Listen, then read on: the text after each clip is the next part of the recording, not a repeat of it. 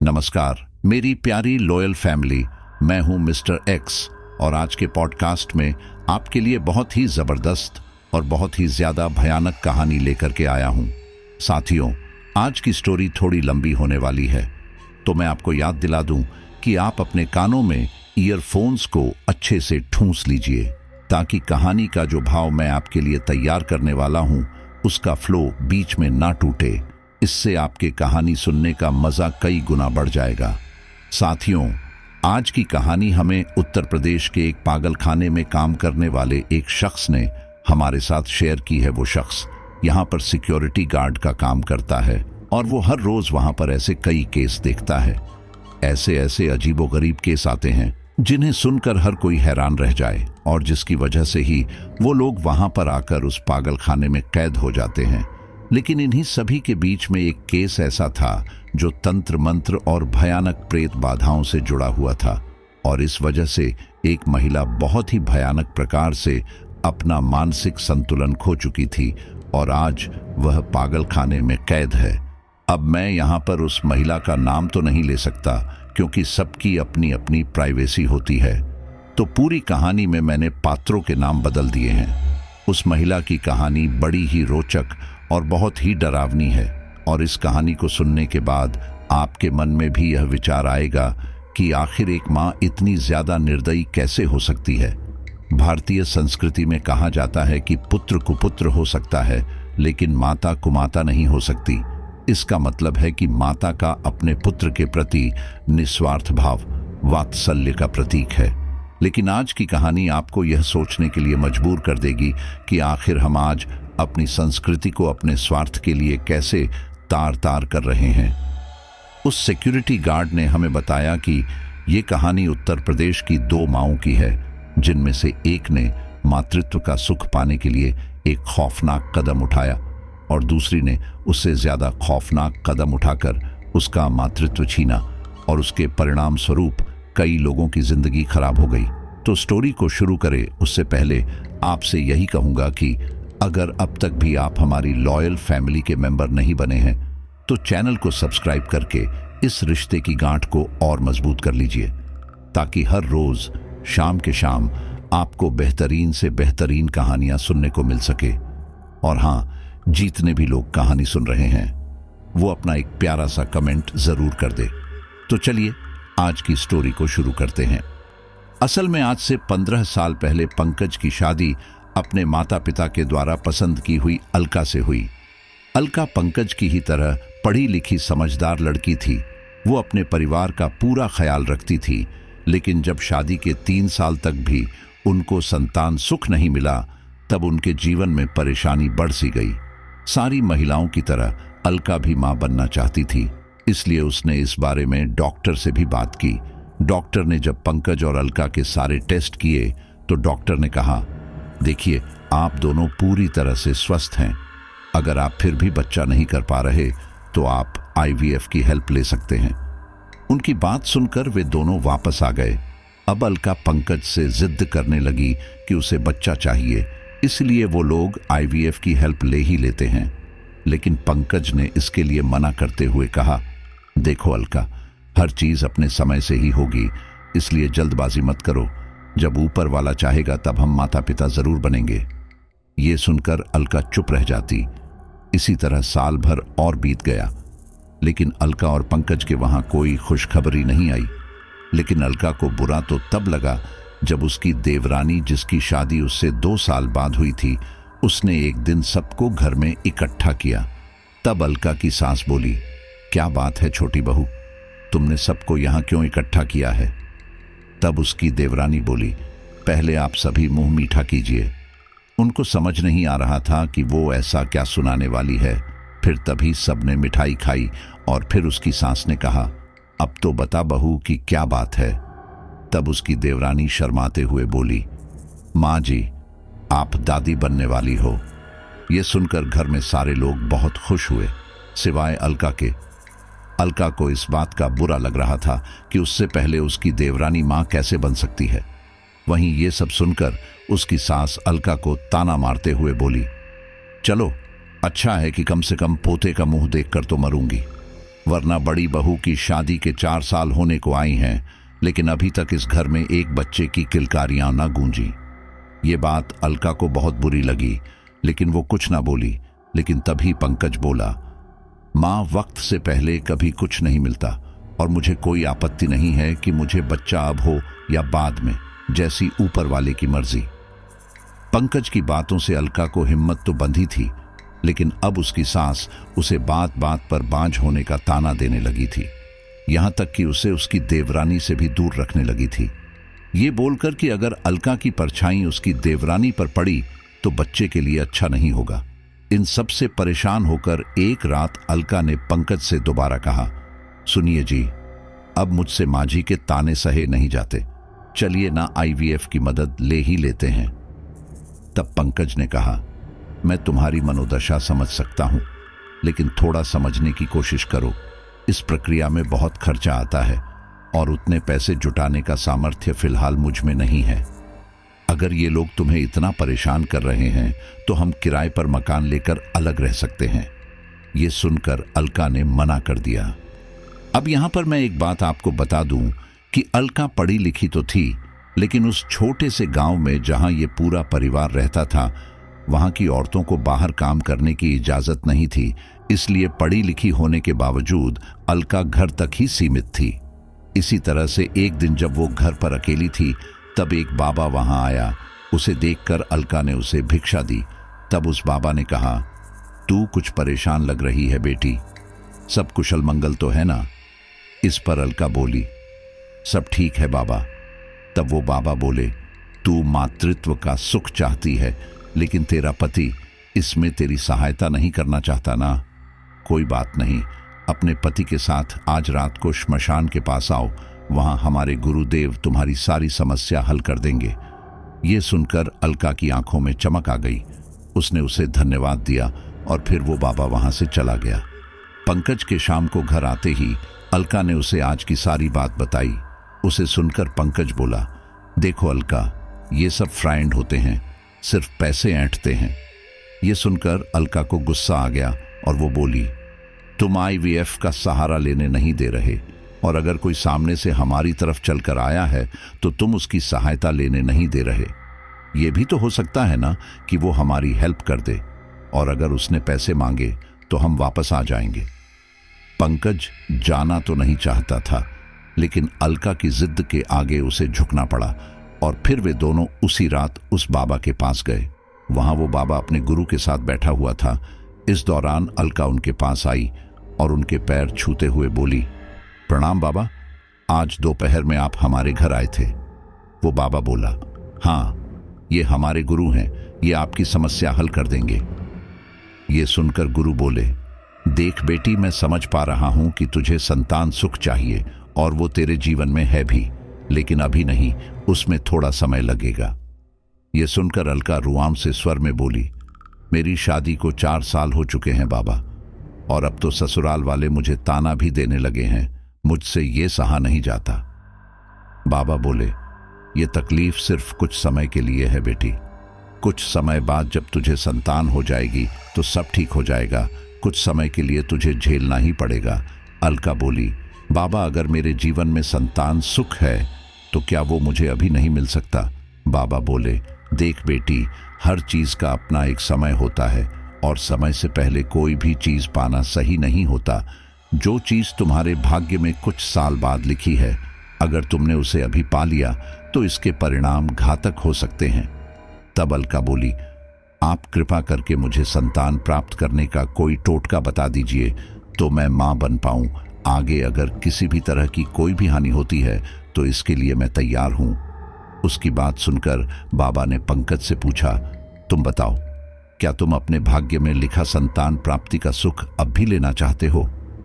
तब पंकज बोला, बाबा, मैं प्रतीक्षा करने को तैयार हूं, लेकिन ये नहीं, मुझे कोई आपत्ति नहीं है अगर मुझे संतान अब भी मिले या कुछ साल बाद। तब बाबा बोले, देखो तुम दोनों, ये एक जटिल प्रक्रिया है, इसमें तुम दोनों का बराबर का योगदान होगा, लेकिन एक बात याद रखना, ईश्वर के बनाए नियमों से खिलवाड़ करोगे तो उसके कुछ परिणाम तुम्हें भोगने पड़ सकते हैं। तब अलका बोली, मैं वो परिणाम भोगने को तैयार हूं। आप बस मुझे वो रास्ता बता दीजिए। उसके बाद उस बाबा ने उन दोनों को एक तांत्रिक क्रिया बताई जिसे उन्हें खुद ही करना था, लेकिन साथ ही उन्हें इस बात का विशेष ध्यान देना था कि इस बारे में उनके अलावा किसी को भनक भी ना लगे। वे दोनों उस तांत्रिक क्रिया के अनुसार हर अमावस्या को जंगल में जाते और वहां अपनी साधना करते। ऐसा उन्हें तब तक करना था जब तक कि अलका गर्भ धारण ना कर ले। उस साधना को करने के लिए वो लोग अग्नि जलाकर उसमें कुछ चीजें अर्पित करते, अजीबोगरीब मंत्रोच्चारण करते। इन सब का परिणाम अलका के शरीर पर बहुत अजीब सा होने लगा था।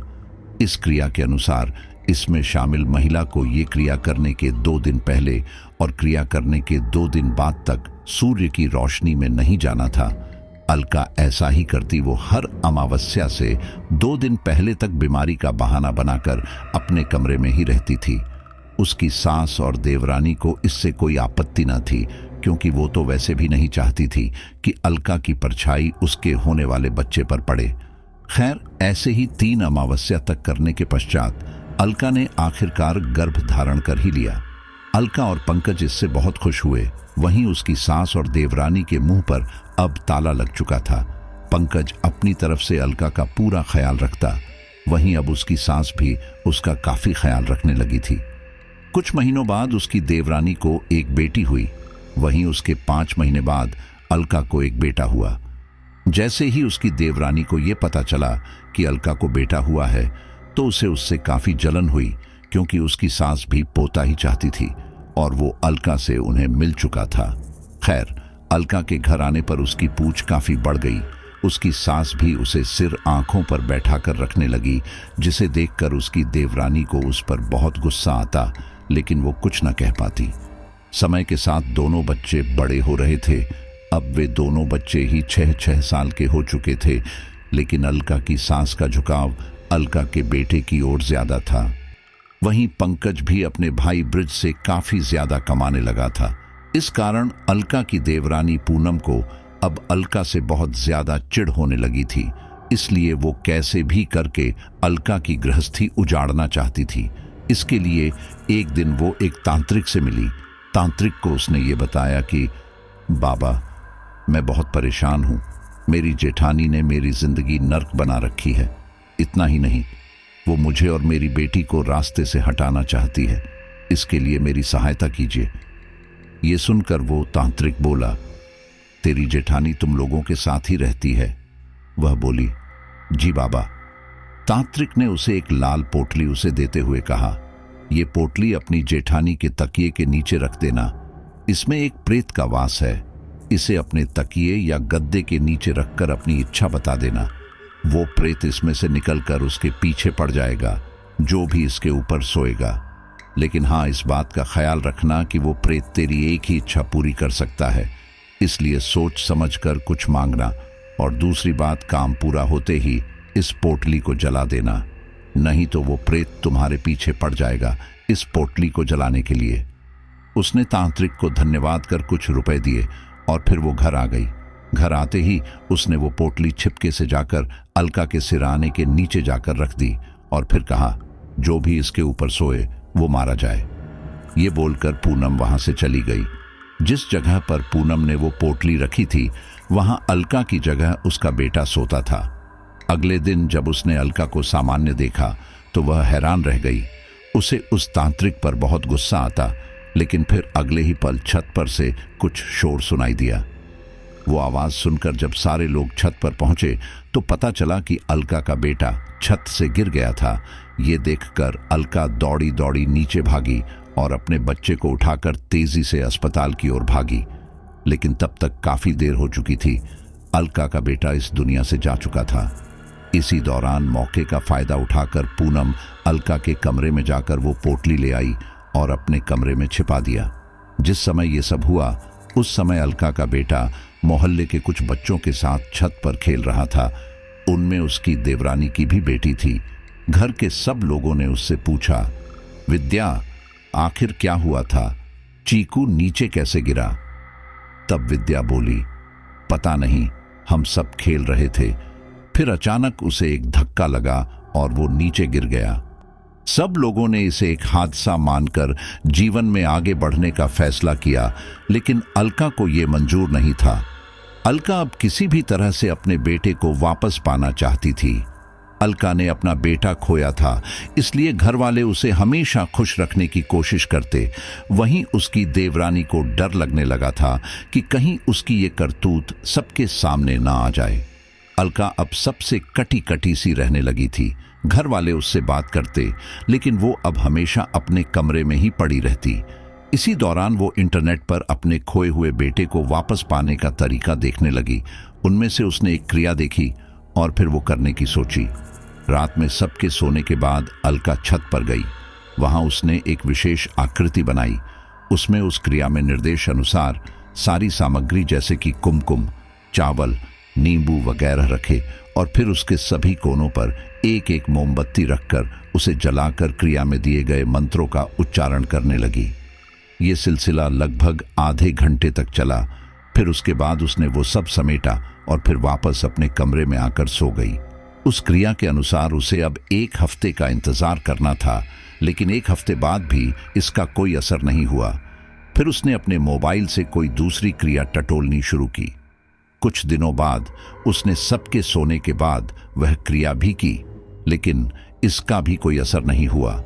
उसने इस तरह से कम 6-7 क्रियाएं कर ली होंगी, लेकिन अभी तक उसे इसमें सफलता नहीं मिली। फिर अचानक एक दिन जब वो किसी काम से मार्केट गई तो उसे वहां एक काली किताब रद्दी के ढेर में मिली। उसने छिपके से वह किताब उठा ली। उस किताब के अंदर बहुत सी तांत्रिक क्रियाएं लिखी हुई थी। अलका उन्हें बड़े ही ध्यान से पढ़ रही थी। ऐसे ही पन्ने पलटते हुए उसे एक तांत्रिक क्रिया के बारे में पता चला। उसमें लिखा था कि अपने मृतक प्रियजनों से बात करने के लिए तांत्रिक साधना। ये पढ़कर अलका की आंखों में चमक आ गई और उसने वो क्रिया पूरी पढ़ी। उस क्रिया के हिसाब से अलका को कुछ सामानों की जरूरत पड़ेगी जो उसे बाहर से लाने होंगे। उसमें से कुछ सामान उसके घर पर लाने की मनाही थी, क्योंकि उसके परिवार में सारे शाकाहारी थे। लेकिन बेटे के मोह में अलका को कुछ और नजर ही नहीं आ रहा था। अलका ने चोरी छिपके सारा सामान जुटाया और फिर अमावस्या का इंतजार करने लगी। अमावस्या वाले दिन उसने शाम को सबके लिए खाना बनाया। पूरे परिवार ने खाना खाया। खाना खाते ही उन सभी लोगों को नींद आ गई और वे सारे आज जल्दी ही सो गए। अब उस घर में सिर्फ अलका ही जाग रही थी। सबके सोने के बाद उसने सभी के कमरों की बाहर से कुंडी लगाई और फिर वो आंगन में आ गई।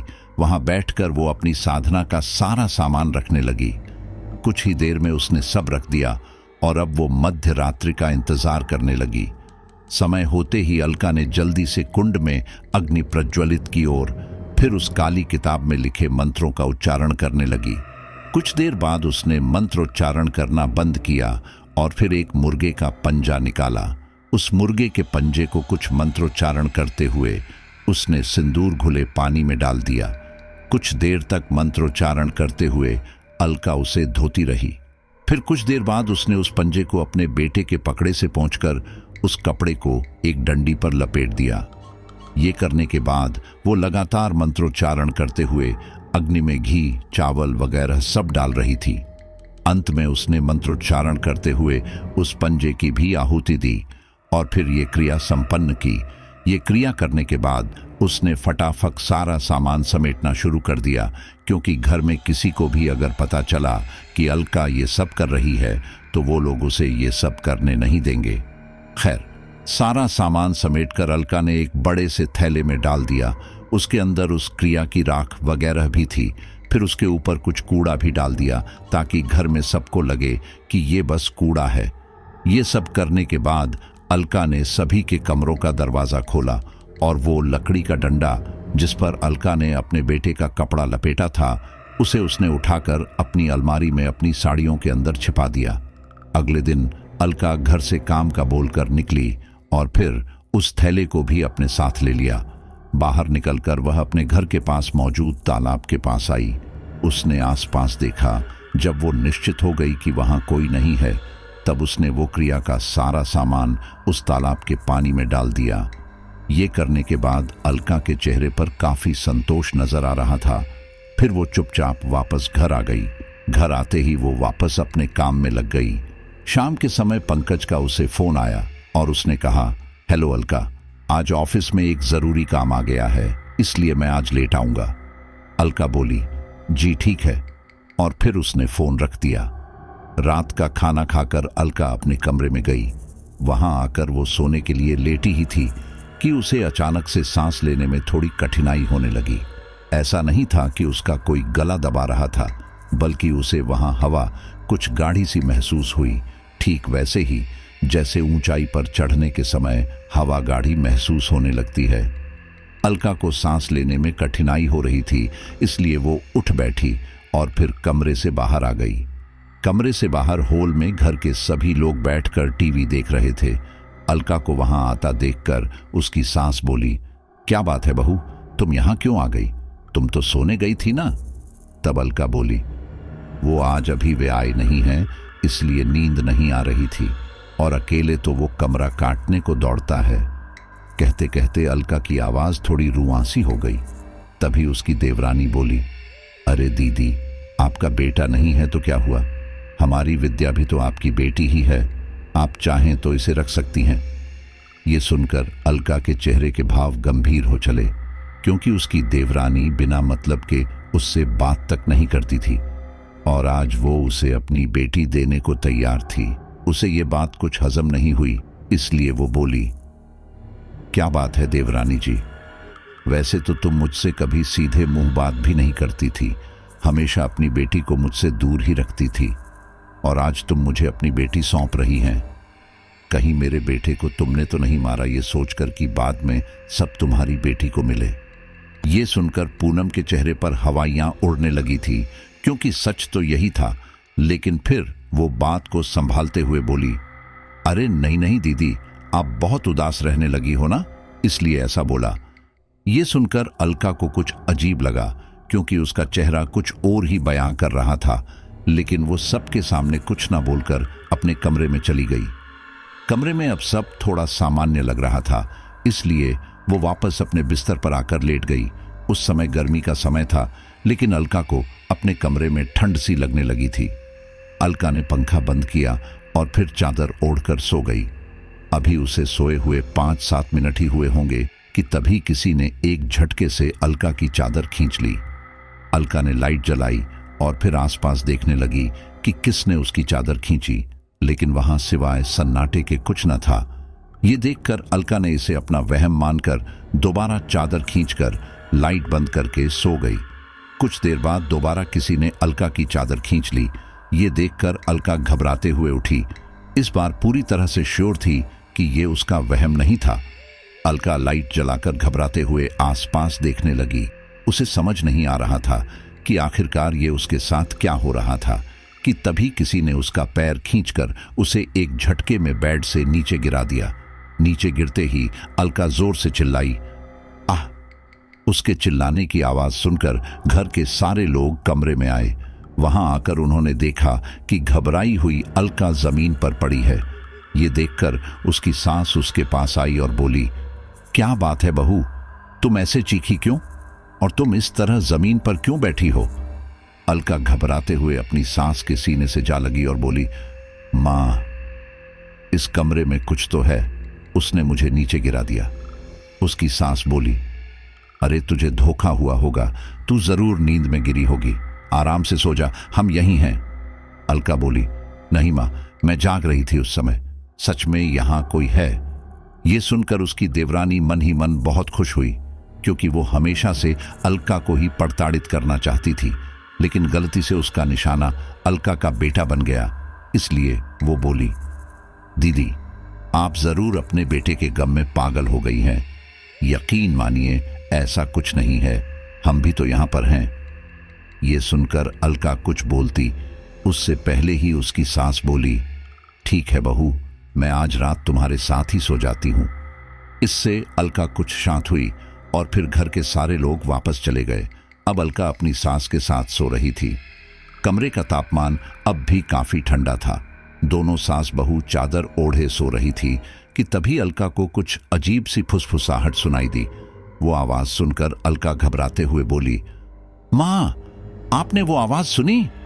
उसकी सास बोली, तेरा वहम होगा बहू, इसलिए सो जा। अलका ने अपने कान पर हाथ रखे और सोने की कोशिश करने लगी। अलका जैसे तैसे सोई। सुबह तक उसका पति भी आ चुका था। अलका ने नाश्ते के समय सारी बात पंकज को बताई, जिसे सुनकर उसकी देवरानी उसका मजाक उड़ाते हुए बोली, अरे दीदी, अपने बेटे के गम में पागल हो रही हैं, और कुछ नहीं। भैया, आप इन्हें किसी अच्छे मनोचिकित्सक को दिखा लाइए। ये सुनकर अलका बोली, जिस पर बीतती है उसी को पता चलता है। ये मत भूलना कि तुम भी एक माँ हो, कल को तुम्हारे साथ भी ये हो सकता है। इस पर उसकी देवरानी को बहुत गुस्सा आया, लेकिन इससे पहले कि वो कुछ कहती, पंकज बोला, अलका, एक बार डॉक्टर से मिल आते हैं, फिर घर पर एक हवन करवाते हैं, उससे सब ठीक हो जाएगा। इस पर अलका ने हाँ में सिर हिला दिया। उसी दिन पंकज अलका को लेकर डॉक्टर के पास आया। वहां डॉक्टर ने सारी बातें सुनने के बाद अलका को कुछ दवाइयां लिख दी। दवा लेकर अलका घर आकर अपने कमरे में लेट गई। कमरे में आते ही अलका को एक तेज झटका लगा, जिससे कुछ समय के लिए तो वो एकदम जड़ सी रही, लेकिन फिर वापस सामान्य होकर कमरे से बाहर आ गई। कमरे से बाहर आकर वो हर किसी को घूर घूर कर देखने लगी। उसे यूं देखकर उसकी सास बोली, अरे बहू, तू आराम कर, हम यहाँ सब देख लेंगे।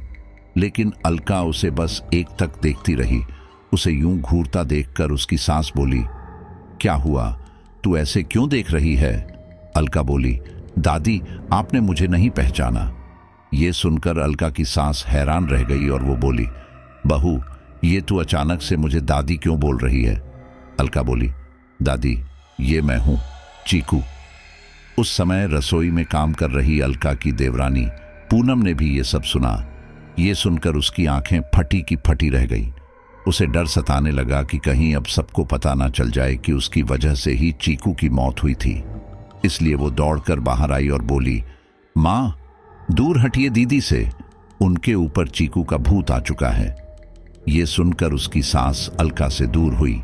वहीं वहां खड़ी अलका गुस्से से अपनी देवरानी को घूरने लगी।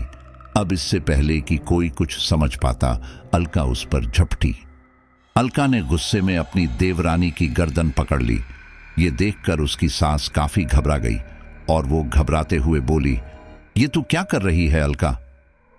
लेकिन अलका नहीं रुकी। अब इससे पहले कि वो उसकी देवरानी को जान ले लेती, अलका को एक तेज झटका लगा। उस झटके के कारण अलका अपनी जगह पर जड़ होकर खड़ी रही। इस दौरान उसका मुंह खुला हुआ था और आंखें एकदम फटी हुई थी। अलका की देवरानी उसके शिकंजे से छूटते ही अपनी सास के पीछे छिप गई। इस दौरान वे दोनों ही घबराए हुए अलका को देख रहे थे।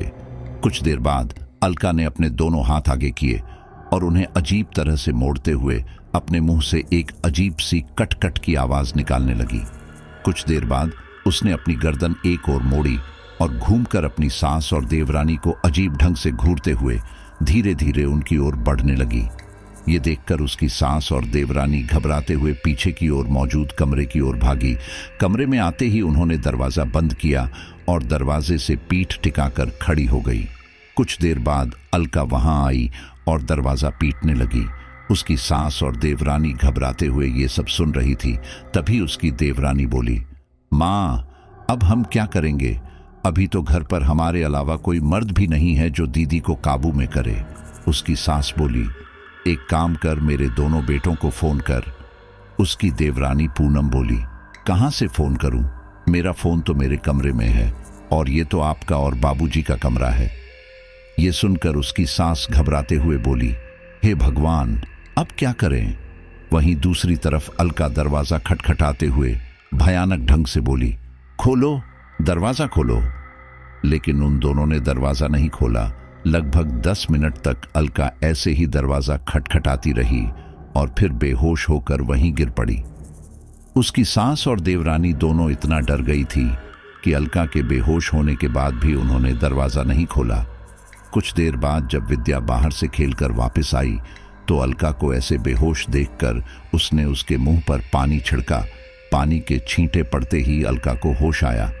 होश में आते ही अलका हैरानी से इधर उधर देखने लगी। तभी विद्या बोली, बड़ी माँ, आप यहां क्यों सो रहे थे? अलका ने उसके सिर पर हाथ फेरा और कहा, बस बेटा चक्कर आ गया था।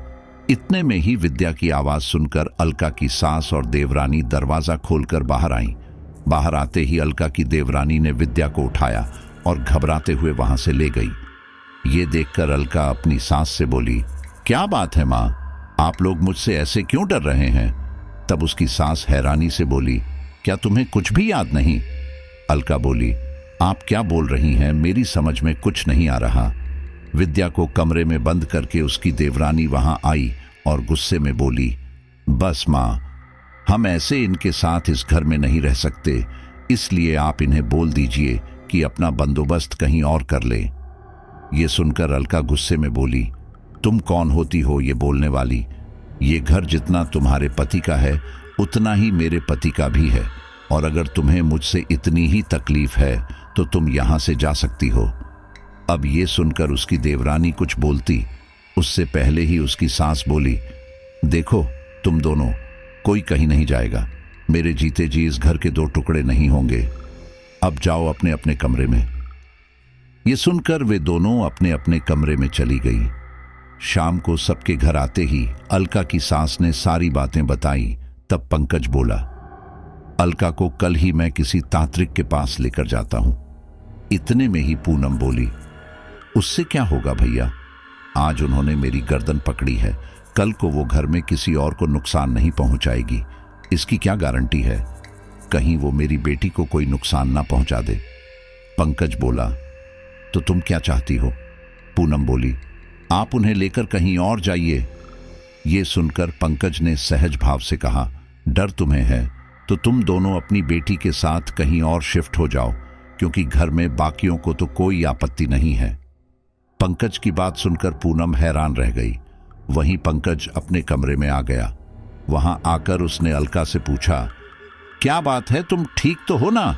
मां बता रही थी कि तुमने पूनम का गला दबाया।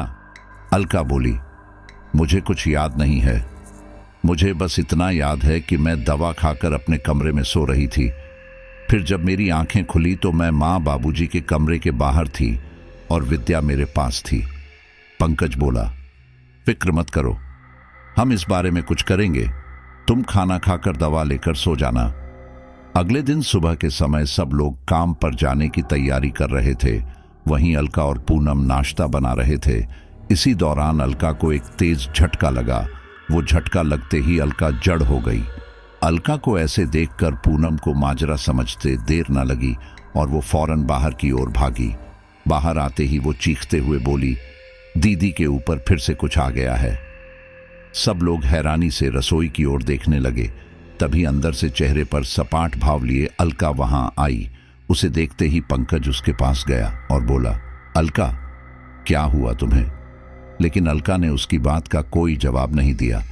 वो बस पूनम को ही घूरे जा रही थी। तभी पंकज दोबारा बोला, अलका, तुम ठीक तो हो? पूनम को ऐसे क्यों घूर रही हो? लेकिन अलका कुछ न बोलते हुए तेजी से पूनम की ओर बढ़ी। उसे अपनी ओर आता देखकर पूनम डर के मारे अपने पति के पीछे जा छिपी। ये देखकर अलका उसके पीछे पीछे आई। पूनम उससे बचते हुए ऐसे ही सबके पीछे जाकर छिप रही थी और अलका उसके पीछे पीछे आ रही थी। पंकज हैरानी से ये सब देख रहा था कि अचानक अलका को एक तेज झटका लगा और वो अपनी जगह पर दोबारा जड़ हो गई। कुछ देर बाद उसने अपने हाथों को आगे करके घुमाया और फिर दोबारा वो कट-कट की अजीब आवाज निकालने लगी। सब लोग फटी फटी आंखों से ये सब देख रहे थे कि तभी अलका ने अपनी गर्दन एक तरफ की ओर फिर पूनम की ओर देखकर उसकी ओर बढ़ने लगी। ये देखकर पूनम का पति घबराते हुए बोला, भैया, आप देख क्या रहे हैं? रोकिए ना भाभी को। तब पंकज ने उसे कहा, क्या रोकूं, हम सब यहां खड़े हैं, लेकिन ये इतने लोगों में भी सिर्फ पूनम के ही पीछे क्यों पड़ी है? इस पर सारे लोग हैरानी से पूनम की ओर देखने लगी। तभी अलका पूनम के एकदम पास आ गई। अब इससे पहले कि वो कुछ करती, पूनम तेजी से अपने कमरे की ओर भागी और फिर वहां आकर दरवाजा लगा लिया। अलका धीरे धीरे पूनम के कमरे तक पहुंची और फिर दरवाजा खटखटाते हुए भयानक आवाज में बोली, दरवाजा खोलो, दरवाजा खोलो। ये देखकर अलका की सास बोली, आज शाम को ही किसी भगत के पास अलका को लेकर चलना होगा, और ये बात बाहर न जाने पाए, क्योंकि इससे घर की बदनामी होगी। तब पूनम का पति बोला, माँ तुम बस अपना ख्याल रखना, क्योंकि भैया से तो अपनी पत्नी काबू में होती नहीं। पंकज बोला, काबू करने के लिए वो कोई जानवर नहीं है, और अगर ज्यादा तकलीफ है तो तुम और तुम्हारी पत्नी उसके मायके हो। आओ यहाँ, जब सब ठीक हो जाए तो आ जाना। उसे ये बात सही लगी और फिर वो उसी दिन पूनम और विद्या के साथ पूनम के मायके चला गया। वहीं शाम को वे सभी अलका को एक भगत के पास लेकर आए। वहां उसने अलका पर झाड़ फूंक कर वह भूत लगाने के लिए दे दिया। इन सब से अलका कुछ दिन तो सामान्य रही, लेकिन कुछ दिनों बाद एक दिन रात के समय अलका को एक तेज झटका लगा और वो उठ बैठी। पंकज उस समय सो रहा था। उठते ही अलका कुछ समय तो जड़ रही और फिर पंकज की ओर देखते हुए उसे उठाते हुए कहा, पापा। पंकज हैरानी से उठा। उसे समझ आ गया था कि अलका के साथ दोबारा वही हो रहा है, इसलिए उसने अलका को झकझोरते हुए कहा, अलका होश में आओ। ये सुनकर अलका के हाथ अजीब तरह से घूमे और फिर वो दोबारा कट-कट की अजीब आवाज निकालने लगी। कुछ देर बाद वो चेहरे पर सपाट भाव लिए पंकज को घूरने लगी और बोली, कहाँ है वो? पंकज हैरानी से बोला, कौन? अलका बोली, पूनम। पंकज बोला, वो अपने मायके गई है। अलका बोली, उसके पास मेरा एक लाल थैला है, वो मुझे चाहिए, इसलिए बुलाओ उसे। पंकज हैरानी से बोला, लाल थैला? कैसा लाल थैला? अलका बोली, इसके बारे में वो खुद तुम्हें बताएगी, तुम उसे यहां बुलाओ। पंकज बोला, देखो रात बहुत हो गई है, इसलिए मैं उसे कल बुला लूंगा। ये सुनकर अलका के चेहरे पर गुस्से के भाव आ गए और वो बोली, बुला उसे, वरना। ये सुनकर पंकज थोड़ा घबरा गया और वो तेजी से कमरे से बाहर की ओर भागा। बाहर आते ही उसने दरवाजा लगा लिया।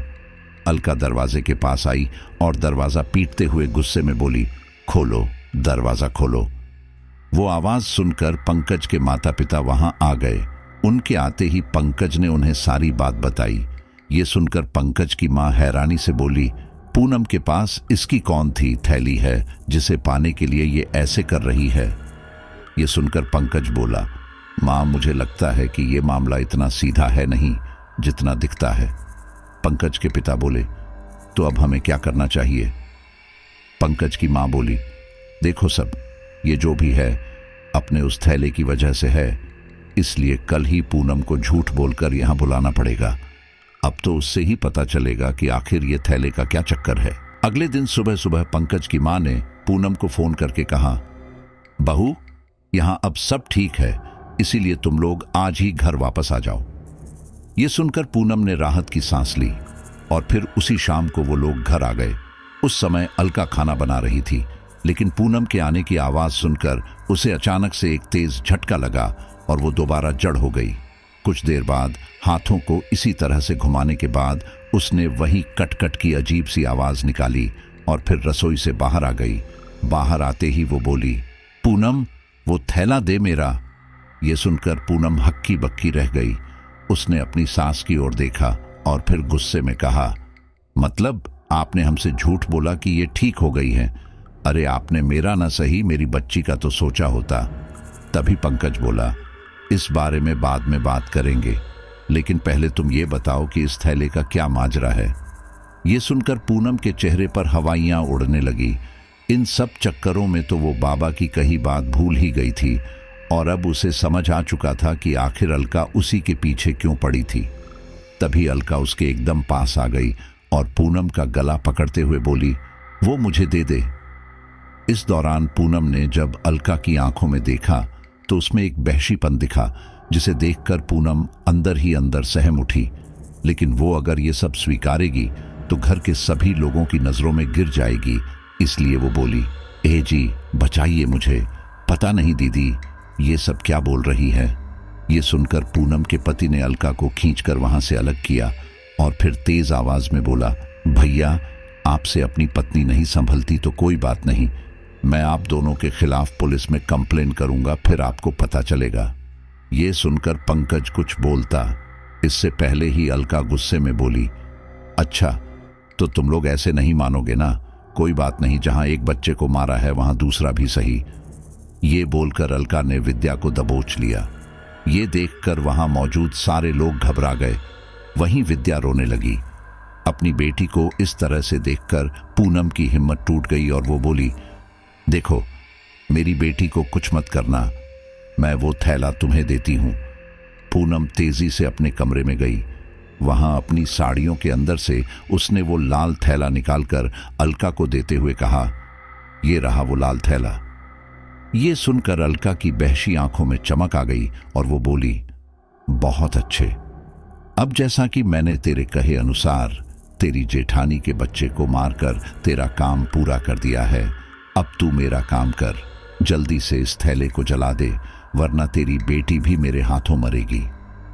ये सुनकर पूनम घबराते हुए बोली, नहीं, मेरी बेटी को कुछ मत करना, मैं इसे अभी जलाती हूं।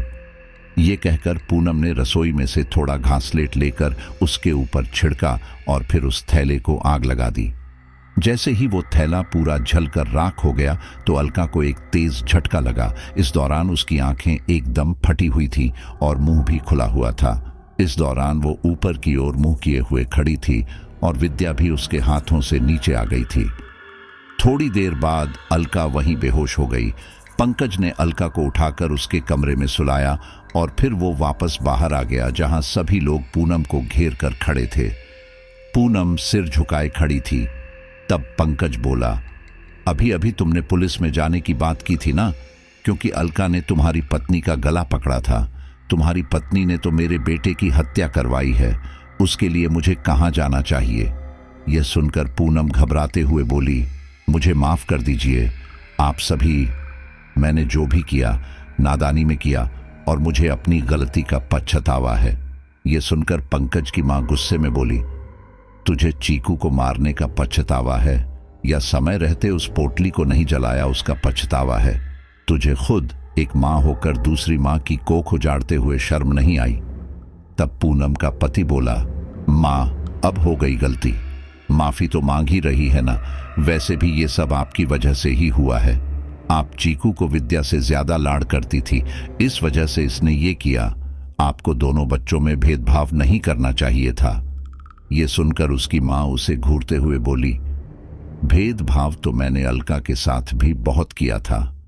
जब पूनम मां बनने वाली थी तब उसे मैंने बहुत ताने दिए थे। उस हिसाब से तो उसे भी उस समय तुम्हारे बच्चे को मार देना चाहिए था, लेकिन उसने तो नहीं मारा। ये सुनकर वे दोनों चुप हो गए। फिर उसकी मां दोबारा बोली, तुम लोग भेदभाव बोलकर अपना पल्ला मत झाड़ो। तुम लोगों ने जो भी किया वो न्याय संगत कहीं से नहीं था, इसलिए मैंने सोच लिया है कि इस घर की एक ईंट पर भी तुम्हारा कोई अधिकार नहीं है।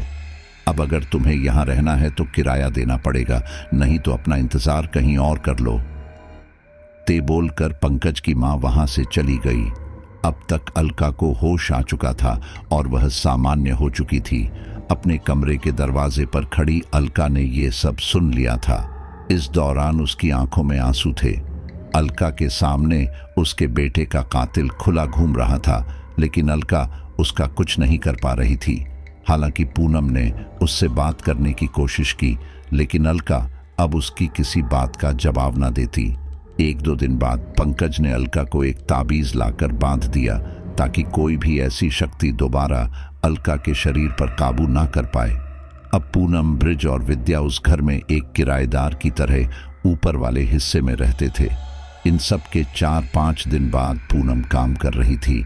वो सीढ़ियों के पास ही खड़ी होकर वहां की सफाई कर रही थी कि अचानक वो सीढ़ियों से नीचे गिर पड़ी। नीचे गिरते ही पूनम वहीं बेहोश हो गई। जब उसे होश में आया तो वो अस्पताल में थी।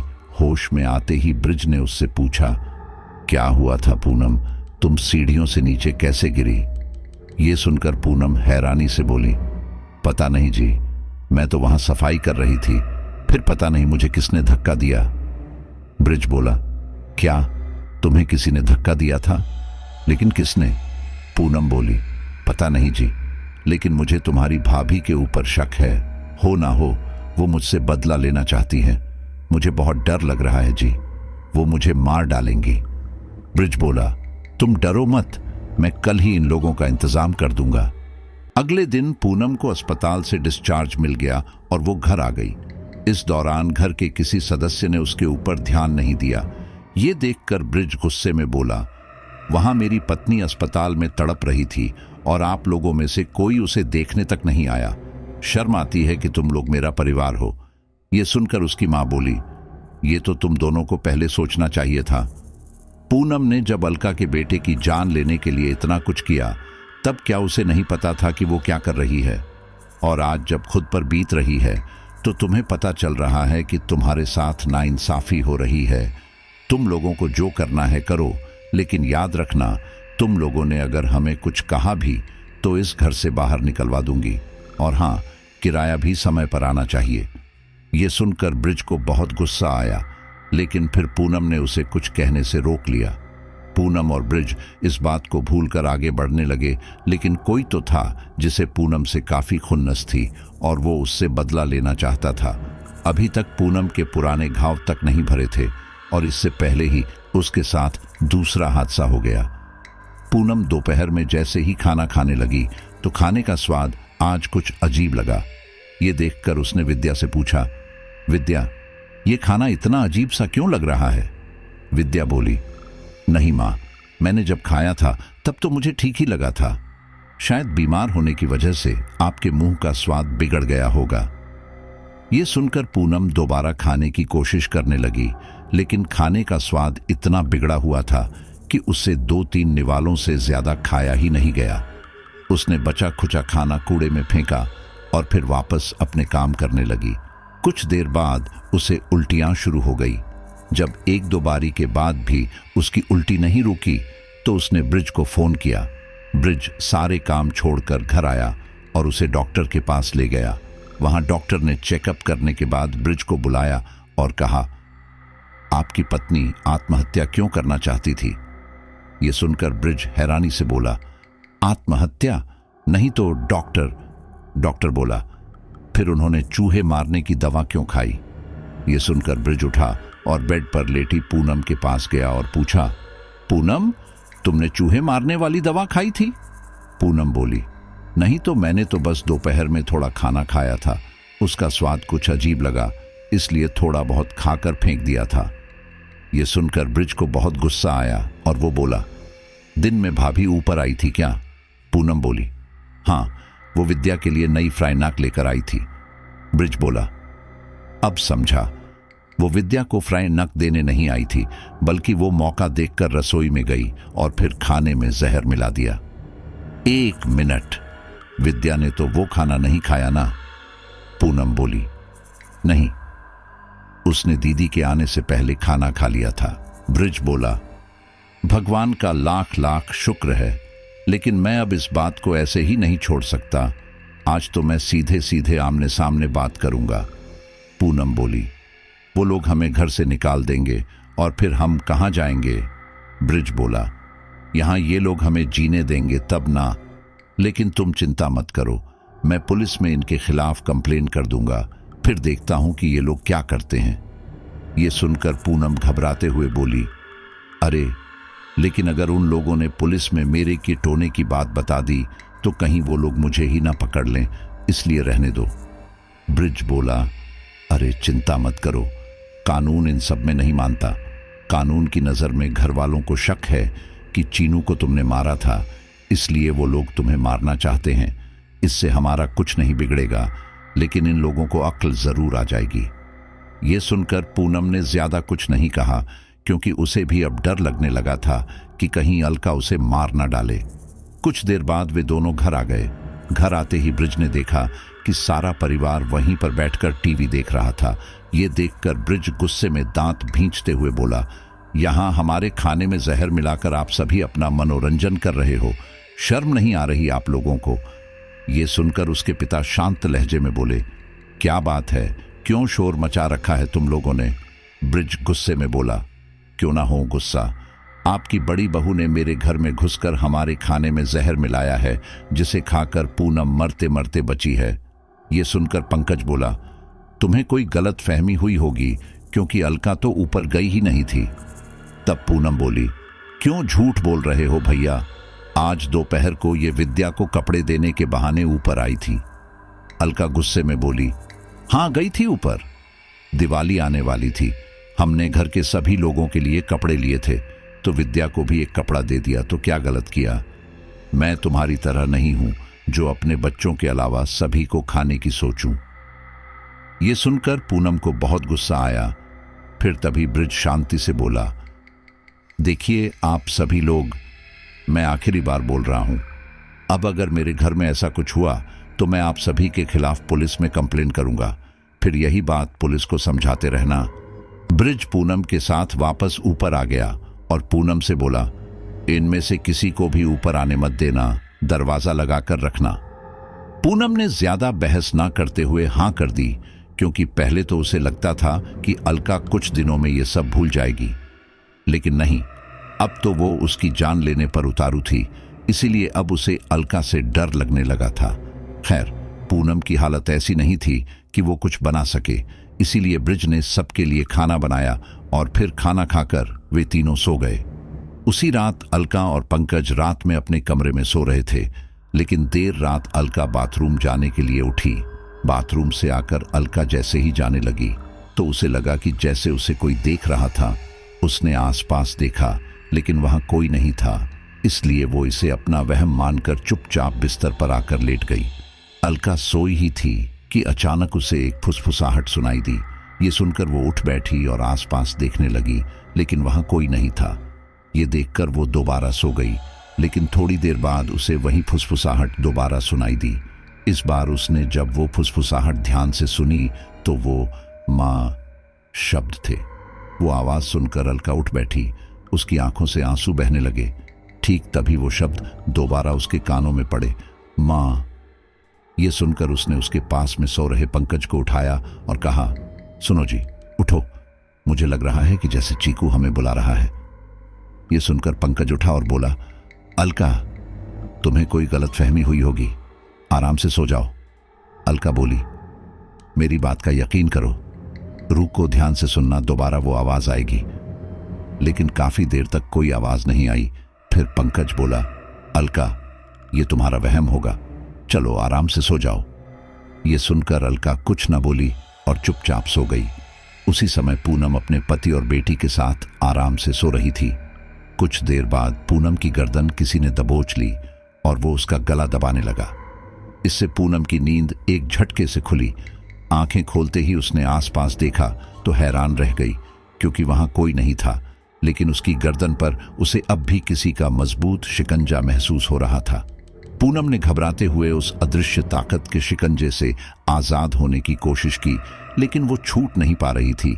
इसी दौरान उसके डर के मारे हाथ पैर मारने के कारण ब्रिज की नींद खुली और उसने जाकर लाइट जलाई।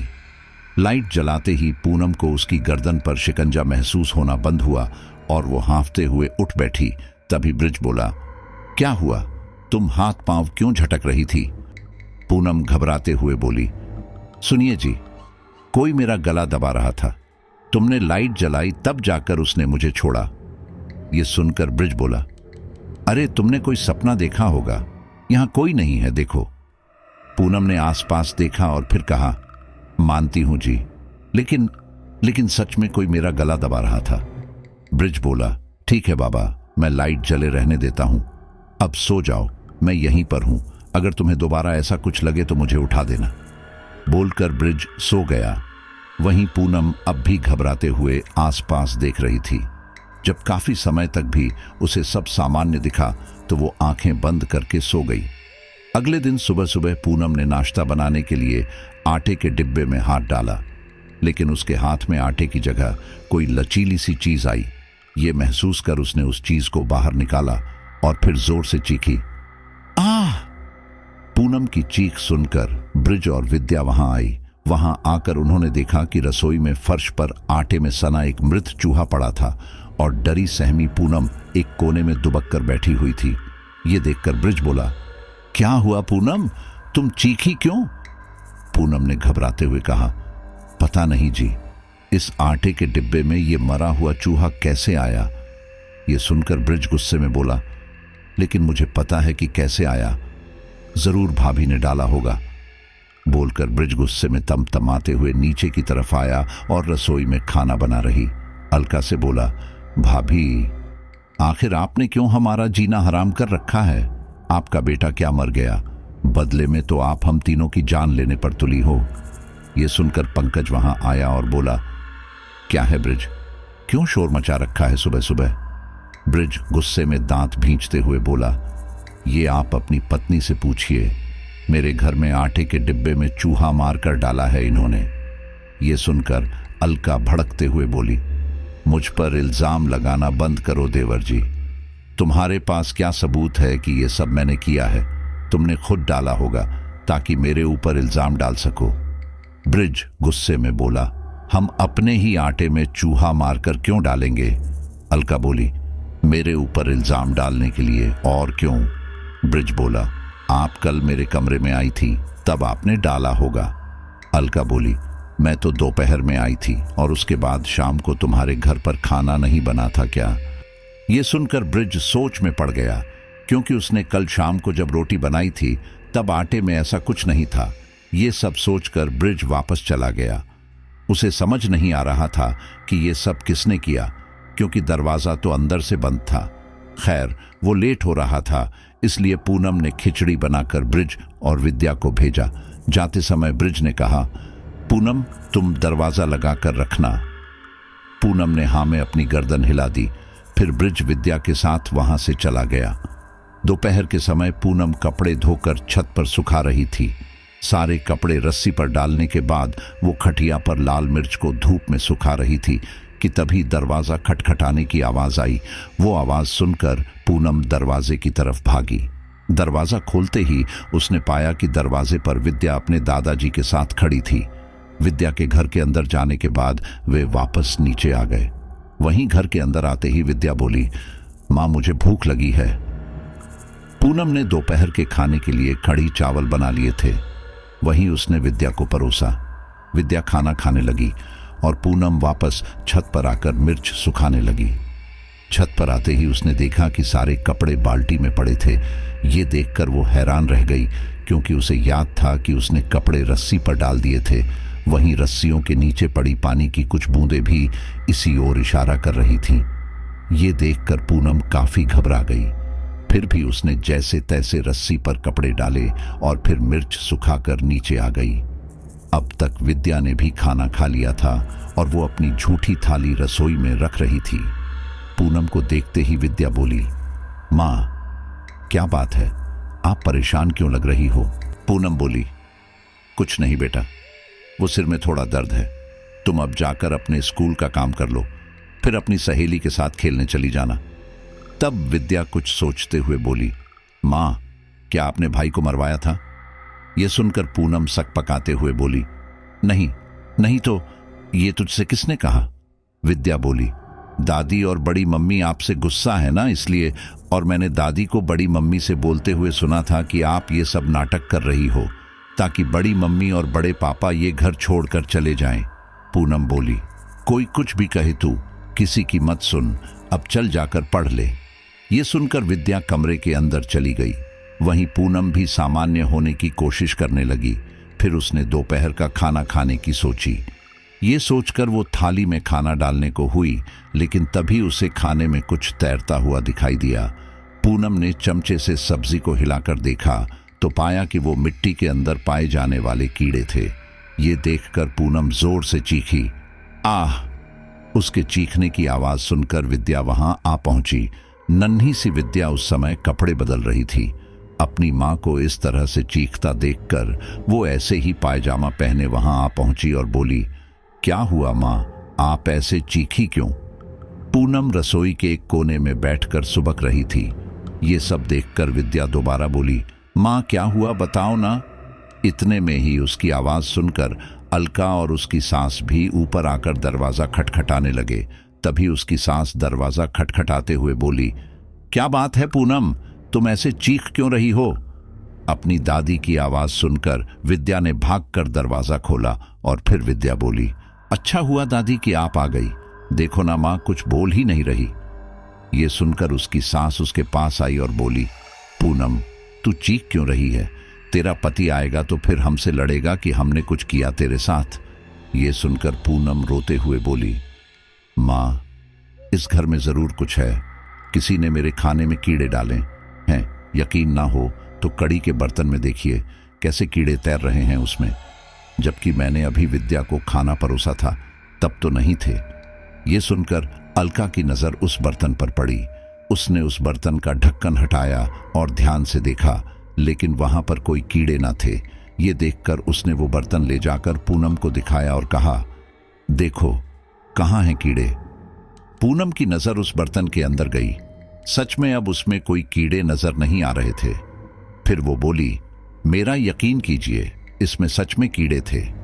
ये देखकर अलका बोली, तुम्हारी तबीयत सही नहीं है शायद, इसलिए तुम्हें ऐसे वहम हो रहे हैं। आराम करो, सही हो जाओगी। बोलकर वो वहां से चली गई। वहीं उसकी सास भी उठते हुए बोली, हाँ अब तू आराम कर, हम चलते हैं। उनके जाने के बाद विद्या ने वापस दरवाजा लगाया और बोली, माँ, बड़ी मम्मी और दादी सही बोल रही हैं, आप थोड़ी देर सो जाओ, मैं यहीं रहती हूँ आपके साथ तब तक। पूनम को भी ये बात सही लगी और वो अपने कमरे में जाकर सो गई। इस दौरान विद्या वहीं उसके पास पड़ती रही। शाम को जब ब्रिज घर में आया तो विद्या ने कहा, पापा अच्छा हुआ आप आ गए। आज मम्मी को खाने में कीड़े दिख रहे थे, लेकिन वो असली में थे नहीं। ये सुनकर ब्रिज बोला, पूनम देखो, मुझे कहना तो नहीं चाहिए, लेकिन शायद तुम मानसिक रूप से थोड़ी परेशान हो, इसलिए हम एक आध दिनों में डॉक्टर के पास चलेंगे। ये सुनकर पूनम उसे घूरते हुए बोली, कहना क्या चाहते हो कि मैं पागल हूं? ये सब मैं खुद कर रही हूं।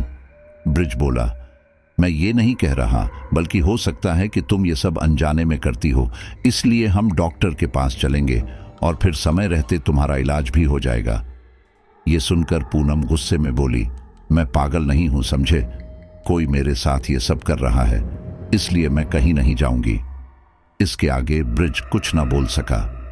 खैर, रात के खाने का समय हो रहा था, इसीलिए पूनम रसोई में खाना बनाने की तैयारी करने लगी। उसने दाल के डिब्बे में से दाल निकालकर साफ करने के लिए प्लेट में डाली तो देखा उस दाल ने अनेकों छोटे छोटे काले कीड़ों का आकार ले लिया था और वो कीड़े पूनम के शरीर में चढ़ने लगे। ये देखकर पूनम जोर से चीखी, आह! उसकी चीख सुनकर ब्रिज और विद्या दौड़कर वहां आए। वहां आकर उन्होंने देखा कि पूनम ने पूरे रसोई के फर्श पर दाल बिखेर दी थी और कोने में डरी सहमी बैठी हुई थी। ब्रिज उसके पास आया और बोला, क्या हुआ पूनम, तुमने पूरी रसोई में दाल क्यों फैला रखी है? पूनम सुबकते हुए बोली, पता नहीं जी, ये दाल अचानक से कीड़ों में बदल गए थे, इसीलिए मैंने उन्हें अपने से दूर कर दिया। ये सुनकर ब्रिज को बहुत गुस्सा आया और उसने पूनम को बालों से पकड़ते हुए कहा, ये तुमने क्या लगा रखा है? हाँ, इतने दिनों से तुम्हारा नाटक देख रहा हूं, तुम्हें ये दाल कीड़े नजर आ रही है। देखो, बहुत हो गया मेरे पास, इतना फालतू समय नहीं है जो घर और बाहर दोनों देख सकूं। तुम्हारी वजह से मेरे घर वाले पहले ही मेरे खिलाफ हो चुके हैं, इसलिए वो भी मेरी सहायता नहीं करने वाले। अब हटो यहां से, मैं खुद ही खाना बना लूंगा। ब्रिज ने दाल समेटना शुरू किया। वहीं पूनम आंखों में आंसू लिए ये सब देखती रही। कुछ देर बाद वो बोली, लाइए मैं कर देती हूं। ब्रिज बोला, नहीं रहने दो, वरना फिर तुम्हें द्वारा पड़ जाएगा। इसके आगे पूनम कुछ न कहते हुए वहां से चली गई। ब्रिज ने जैसे तैसे खाना बनाकर सबको खिलाया और फिर गुस्से में सो गया। देर रात पूनम के सीने पर भार के कारण नींद खुली। आंखें खुलते ही उसने पाया कि कोई उसके सीने पर बैठा हुआ था, लेकिन अंधेरा होने के कारण उसका चेहरा स्पष्ट नहीं था। भार के कारण पूनम की सांस फूल रही थी और वो उस शख्स को अपने ऊपर से हटाने की कोशिश करने लगी, लेकिन जैसे ही उसने उसे हटाने के लिए हाथ लगाया, उसका हाथ उस साए के आर पार हो गया। ये देखकर पूनम काफी घबरा गई। वो घबराते हुए चीखने की कोशिश करने लगी, लेकिन पता नहीं क्यों उसके मुंह से आवाज ही नहीं निकल रही थी। ये देखकर उसने उस साए को दोबारा हटाने की कोशिश की, लेकिन पिछली बार की तरह इस बार भी उसका हाथ उसके आर पार हो गया। ये देखकर वो डर के मारे अपने हाथ पांव झटकने लगी। इसी दौरान उसके हाथ पास में सो रही विद्या को लगे और वो रोने लगी। उसके रोने की आवाज सुनकर वो साया पूनम के ऊपर से हटकर गायब हो गया। वहीं ब्रिज भी सकपकाते हुए उठ बैठा। उठकर उसने लाइट जलाई और फिर उसने रोती हुई विद्या को अपने सीने से लगाया और कहा, क्या हुआ बेटा, क्या कोई सपना देखा आपने? विद्या रोते हुए बोली, माँ ने मारा मुझे। ये सुनकर ब्रिज बोला, क्या बात है पूनम, तुमने क्यों मारा इसे? पूनम बोली, मैंने इसे नहीं मारा, मेरे ऊपर कोई भारी सी चीज थी, उसे हटाने की वजह से इसे एक आध हाथ लग गया। ब्रिज बोला, अच्छा, कहाँ है वो भारी चीज, जरा मुझे भी दिखाओ। पूनम बोली, विद्या के रोते ही वो चीज गायब हो गई। ब्रिज बोला, विद्या के रोने से वो चीज गायब नहीं हुई, बल्कि तुमने कोई सपना देखा होगा और विद्या के रोने से तुम्हारी नींद खुल गई। पूनम बोली, मैंने कोई सपना नहीं देखा, मेरी बात का यकीन करो, मैं सच कह रही हूं। ब्रिज बोला, अगर ऐसा है तो मुझे क्यों नहीं दिख रहा? अरे सच तो ये कि तुमने जो किया उस वजह से तुम पागल हो रही हो, और अगर समय रहते तुम्हारा इलाज नहीं हुआ तो तुम पूरी पागल हो जाओगी, फिर हमें तुम्हें पागल खाने में डालना पड़ेगा, इसलिए कल ही हम डॉक्टर के पास चलेंगे। ये सुनकर पूनम कुछ न कह सकी। अगले दिन विद्या को स्कूल छोड़ने के बाद ब्रिज पूनम को एक मनोचिकित्सक के पास ले गया। वहां सारी बात जानने के बाद डॉक्टर ने उसे कुछ दवाई लिखकर घर भेज दिया। ब्रिज ने दवाइयां खरीदकर पूनम से कहा, जैसे डॉक्टर ने कहा है वैसे ही सारी दवाइयां समय से लेना। इस पर पूनम ने हाँ में सिर हिला दिया और फिर ब्रिज काम पर चला गया और पूनम वापस घर आ गई। घर आकर उसने खाना बनाकर खाया, लेकिन उसने दवाइयों में से एक एक गोली निकालकर फेंक दी ताकि ब्रिज को लगे कि उसने दवाइयां खा ली है। दोपहर को विद्या अपने दादाजी के साथ घर आ गई और फिर खाना खाने लगी। कुछ देर बाद पूनम ने ध्यान दिया कि विद्या अपने सीधे हाथ से खाना खा रही थी, जबकि विद्या को अपना बायां हाथ इस्तेमाल करने की आदत थी। ये देखकर उसने पूछा, विद्या, तू ठीक है? तू आज दूसरे हाथ से खाना क्यों खा रही है? ये सुनकर विद्या बोली, नहीं माँ, मैं तो हमेशा इसी हाथ से खाना खाती हूँ। ये सुनकर पूनम कुछ बोलती उससे पहले ही विद्या ने खाना खाकर खत्म किया और फिर बोली, मेरा खाना हो गया, अब मैं अपनी सहेली के घर खेलने जा रही। बोलकर विद्या ने प्लेट रसोई में रखी और फिर बाहर चली गई। विद्या के जाने के बाद पूनम इस बारे में ज्यादा न सोचते हुए आराम करने लगी। उसे सोए अभी 5 मिनट भी मुश्किल से हुए होंगे कि तभी किसी ने उसके पैर पकड़कर उसे खींचकर बिस्तर से नीचे गिरा दिया। ये देखकर पूनम काफी घबरा गई। वो घबराते हुए आसपास देखने लगी, लेकिन वहां कोई भी नहीं था। वो सोचने लगी कि आखिर किसने उसके पैर खींचकर उसे गिराया होगा। वो ये सोच ही रही थी कि तभी दोबारा किसी ने उसका सिर पकड़कर सामने की दीवार से दे मारा। पूनम के सिर के एक तरफ हल्की चोट आई थी, लेकिन वो पूरे होश में थी, लेकिन इससे वो काफी घबरा चुकी थी, इसलिए वो सीधा नीचे की ओर भागी। नीचे उसकी सास और अलका बैठकर कुछ बात कर रहे थे। तभी पूनम बदहवास सी वहां आई। उसे देखकर उसकी सास बोली, क्या है पूनम, तू ऐसे भागकर क्यों आ रही है? ये सुनकर पूनम घबराते हुए बोली, माँ, ऊपर कुछ है, देखिए ना उसने मेरा क्या हाल किया। बोलते बोलते पूनम रोने लगी। ये सब देखकर अलका ने डंडा उठाया और ऊपर की तरफ बढ़ने लगी। वहां जाकर उसने हर तरफ देखा, लेकिन उसे सब सामान्य ही दिखा। ये देखकर वो नीचे आई और बोली, ऊपर कुछ भी नहीं है। ये सुनकर उसकी सास पूनम को घूरने लगी। तभी पूनम बोली, मेरा यकीन कीजिए, वहां कुछ है, उसने मुझे ऐसे मारा है, देखिए। तब उसकी सास बोली, ठीक है, जब तक ब्रिज नहीं आ जाता तब तक यहीं बैठ जाओ। उसके बाद उसकी सास और अलका अपने अपने कामों में लग गई। शाम को ब्रिज घर आया। घर आते ही पूनम को नीचे देखकर उससे पूछा, तुम यहां क्या कर रही हो? पूनम बोली, मैं अकेले ऊपर नहीं रह सकती, घर में कुछ है, उसने मेरा सिर दीवार से मारा था। यह सुनकर ब्रिज को बहुत तेज गुस्सा आया और वो बोला, तुम ऊपर चलो। पूनम बिना कुछ बोले ब्रिज के साथ ऊपर आ गई। वहां जाकर वो उस पर बरसते हुए बोला, तुम्हारा तो पागलपन कम होने की जगह बढ़ता ही जा रहा है। पूनम बोली, मेरा यकीन कीजिए, यहां सच में कुछ है, हमें इस बारे में किसी तांत्रिक से बात करनी चाहिए। यह सुनकर ब्रिज को बहुत गुस्सा आया और उसने पूनम को एक थप्पड़ जड़ दिया और कहा, एक बार तांत्रिक के पास जाकर मेरे भतीजे को मार डाला, अब किसी और को मरवाना चाहती है। ये सुनकर पूनम चुप हो गई। उसे उसके किए सारे बुरे काम याद आने लगे थे, जिस वजह से चाहकर भी कोई उसकी तकलीफ समझ नहीं रहा था। फिर ब्रिज बोला, चुपचाप शांति से दवा खाओ और हो सके तो अपने घर में ही रहो। इतना सब होने के बाद वैसे भी तुम किस मुंह से उनसे मदद मांगने जा सकती हो। इस पर पूनम कुछ ना बोली, लेकिन वो अब खुद ही इस मुसीबत से छुटकारा पाने का तरीका सोचने लगी। इसलिए वो उस समय तो कुछ ना बोली, लेकिन अगले ही दिन ब्रिज और विद्या के जाने के बाद वो घर से निकली और उसी तांत्रिक के पास आ पहुंची। वहां आकर उसने कहा, बाबा मेरी सहायता कीजिए, पता नहीं मेरे साथ क्या हो रहा है। वो तांत्रिक बोला, क्या बात है, सीधे सीधे बोल। तब पूनम ने उसके घर में हो रही सारी घटनाओं के बारे में बता दिया। ये सुनकर उस तांत्रिक ने आंखें मूंद कर कुछ मंत्रोच्चारण किए।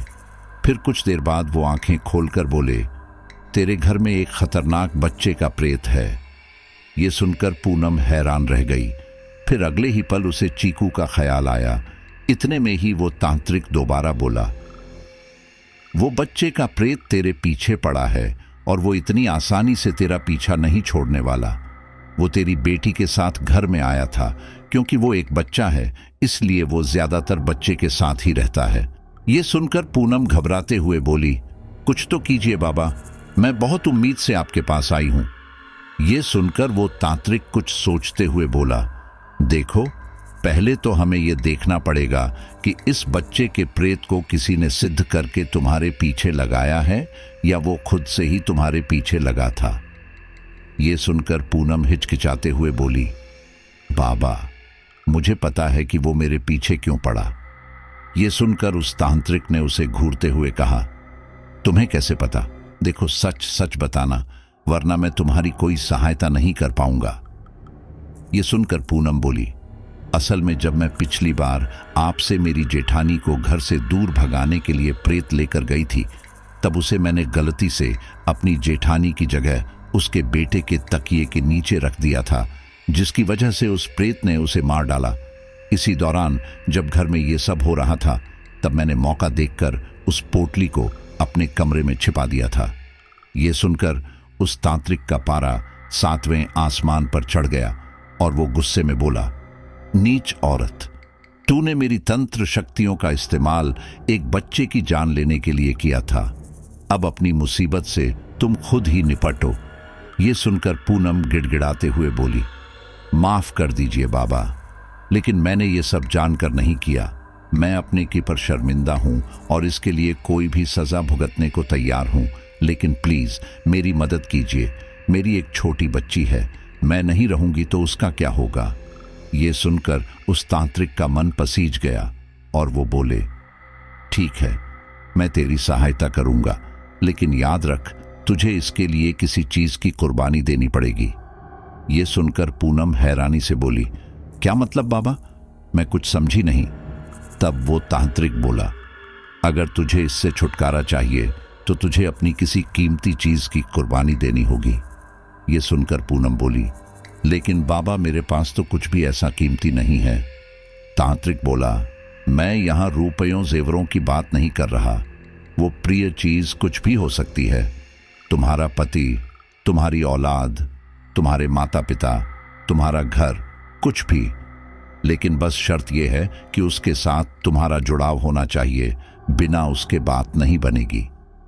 ये सुनकर पूनम काफी चिंतित हो उठी और वो बोली, क्या इसका कोई और रास्ता नहीं है? तांत्रिक बोला, नहीं, तुमने उस बच्चे की हत्या कर उससे भी उसके प्रियजनों को अलग किया है, तो जो यातना उसने सही है वो यातना तुम्हें भी झेलनी पड़ेगी। तब पूनम कुछ सोचते हुए बोली, मुझे सोचने के लिए थोड़ा समय चाहिए। तांत्रिक बोला, ठीक है, लेकिन याद रखना तुम्हें जल्द से जल्द फैसला लेना होगा, नहीं तो बहुत देर हो जाएगी। ये सुनकर पूनम घर आ गई। घर आकर उसने पाया कि विद्या कब की घर आ चुकी थी और वो अपनी दादी के पास बैठी थी।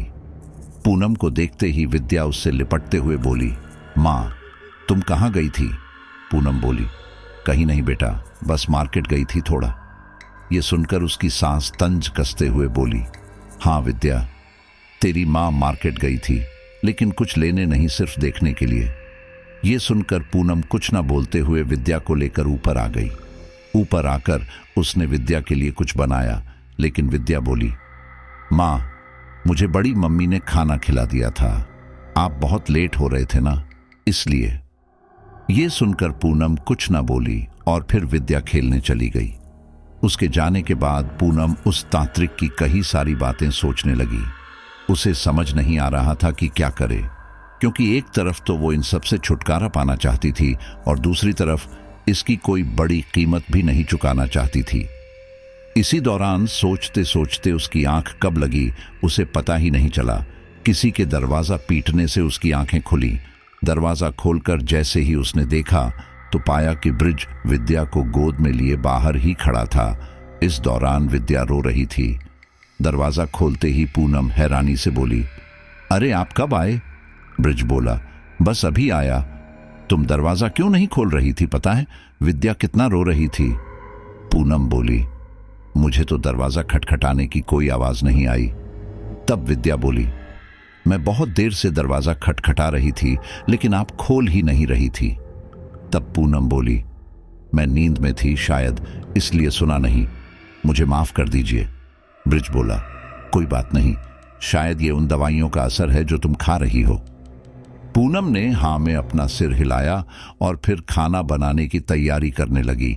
इसी दौरान जब वो चावल साफ कर रही थी, तब अचानक से ऊपर से उसके मुंह के ठीक सामने चीकू का भयानक सफेद चेहरा आ गया। ये देखकर पूनम जोर से चीखी, आ! वो आवाज सुनकर ब्रिज उसके पास आया और बोला, अब क्या हो गया तुम्हें? अब क्या दिख रहा है तुम्हें? तब पूनम घबराते हुए बोली, चीकू। अचानक से मेरे सामने चीकू का चेहरा आ गया था। ये सुनकर ब्रिज बोला, देखो, तुमने गलती की है और उसी गलती की वजह से तुम्हें मन ही मन गिल्ट फील हो रहा है, इसलिए तुम्हें यह सब दिख रहा है। पूनम घबराते हुए बोली, मैं सच बोल रही हूं, मुझे सच में चीकू दिखाई दिया था। उसका सफेद चेहरा था, उसकी आंखों की पुतलियां गायब थी और चेहरे पर एक भयानक मुस्कान थी। यह सुनकर ब्रिज बोला, मुझे लगता है कि यह सब तुम्हारा वहम है, इसलिए शांति से खाना बनाओ। बोलकर ब्रिज वहां से चला गया और पूनम सोचने लगी कि वो क्या करे, क्योंकि वो ऐसे ही पूरी जिंदगी नहीं रह सकती थी। पूनम पूरी रात लेटे लेटे इसी बारे में सोच रही थी। अब उसने मन बना लिया था कि उसे इन सब से छुटकारा चाहिए, लेकिन इसके लिए उसे किसकी कुर्बानी देनी चाहिए, उसे ये समझ नहीं आ रहा था। कुछ देर तक इसी तरह से सोचते सोचते अचानक पूनम के किसी ने पैर खींचकर बिस्तर से नीचे गिरा दिया। इन सब से उसके मुंह से एक चीख निकल पड़ी। वो आवाज सुनकर ब्रिज और विद्या उठ बैठे। फिर ब्रिज ने लाइट जलाई तो देखा कि पूनम जमीन पर पड़ी थी। ये देखकर वो हैरानी से बोला, पूनम, तुम नीचे क्या कर रही हो? पूनम सच बोलने ही वाली थी कि तभी उसे ख्याल आया कि ब्रिज को तो उसकी बात पर यकीन ही नहीं होता, इसलिए वो बोली, वो नींद में गिर गई थी। ब्रिज बोला, ध्यान रखो अपना। उसके बाद वे तीनों दोबारा सो गए। अगले दिन ब्रिज और विद्या के जाने के बाद पूनम दोबारा उस तांत्रिक के पास आई और बोली, मैंने मन बना लिया है बाबा कि मुझे किसकी कुर्बानी देनी है, मुझे अपनी बेटी की कुर्बानी देनी है। वो तांत्रिक बोला, तूने अपना मन गाढ़ा कर लिया है ना? पूनम बोली, हाँ बाबा, मैं अगर सही सलामत रही तो मुझे दोबारा विद्या मिल जाएगी, लेकिन मेरे बिना उसका कोई ख्याल नहीं रखेगा। तांत्रिक बोला, ठीक है फिर, लेकिन याद रखना इससे तेरी बेटी की जान जा सकती है। पूनम सपाट भाव से बोली, मुझे मंजूर है बाबा। तांत्रिक बोला, ठीक है फिर, तू कल 12,000 रुपए लेकर यहां आना, तेरी मुसीबत तेरी बेटी के सिर चली जाएगी। ये सुनकर पूनम वहां से चली गई। अगले दिन उसने बैंक में से 12,000 रुपए लाकर तांत्रिक को दिए। तांत्रिक ने अगले दिन तक क्रिया का सारा सामान खरीद लिया था। फिर उसने पूनम को वहां बुलाया और कहा, तेरी बेटी का बाल और कोई उसका पहना हुआ कपड़ा तुम लाई हो? पूनम बोली, जी बाबा, ये रहा। बोलकर उसने वो बाबा को दे दिया। फिर वो तांत्रिक बोले, ठीक है, अब तुम निश्चित होकर जाओ, और हाँ, एक बात का ख्याल रखना, ये बात घर में किसी को पता न चले। उसके बाद पूनम घर वापस आ गई। अब वो एकदम निश्चित थी कि बहुत जल्द उसे इससे छुटकारा मिलने वाला है। वहीं वो तांत्रिक देर रात अपने कुछ साथियों के साथ पास के सुनसान इलाके में गया। वहां जाकर उसने आग जलाई और फिर मंत्रोच्चारण करने लगे। इस दौरान उसके साथी भी उसके पीछे पीछे आग में आहुति डाल रहे थे। कुछ देर बाद उन्होंने एक मुर्गा लिया और फिर मंत्रोच्चारण कर उसकी गर्दन उड़ा दी। उस जलती हुई आग में उन्होंने उस मुर्गे को भूनना शुरू किया। इस दौरान वो तांत्रिक लगातार मंत्रोच्चारण किए जा रहा था। जब वो मुर्गा पूरा भून गया तब उन्होंने एक कागज की प्लेट में उसे डाला और उसे वहां रखा। फिर बचे हुए मुर्गे को वो खाने लगे। इस तांत्रिक क्रिया की शर्त यही थी कि इसमें मौजूद सब खाद्य पदार्थ यहीं खत्म होना चाहिए, उसे अपने साथ ले जाना वैध नहीं था। खैर, उन सब ने मिलकर जैसे तैसे वो खत्म किया और फिर बिना पीछे मुड़े वापस आ गए। वहीं दूसरी तरफ पूनम का भाई प्रदीप पूनम से मिलने आया था। एक रात वहां रुककर वो अगले दिन वहां से चला गया। अगले दिन से पूनम को सब सामान्य लगने लगा था, लेकिन उसे विद्या के लिए बुरा भी लग रहा था कि उसने अपनी मुसीबत अपनी बेटी के सिर डाल दी। उसी दिन शाम को जब ब्रिज घर आया तो आज पूनम को सामान्य देखकर उसने पूनम से पूछा, अब तो तुम काफी सही लग रही हो, क्या तुमने दवा ली? पूनम बोली, हाँ। ब्रिज बोला, अगर तुम्हारी तबीयत सही है तो कुछ खाने का बना लो, आज बहुत दिनों बाद चैन से खाना खाऊंगा। पूनम ने सबके लिए खाना बनाया और सबने मिलकर खाया। अब उसे ना ही चीकू दिखाई दे रहा था और ना उसके साथ ऐसी अजीबोगरीब घटनाएं हो रही थीं। ऐसे ही 2-4 दिन बीते होंगे कि तभी एक दिन उसे उसकी माँ का फोन आया। फोन पर उन्होंने कहा, बेटा तू जल्दी आ जा, तेरे भाई को कुछ हो गया है। ये सुनकर पूनम ब्रिज और विद्या के साथ अपने मायके पहुंची। वहां आकर उसने देखा कि उसका भाई काफी डरा सहमा था।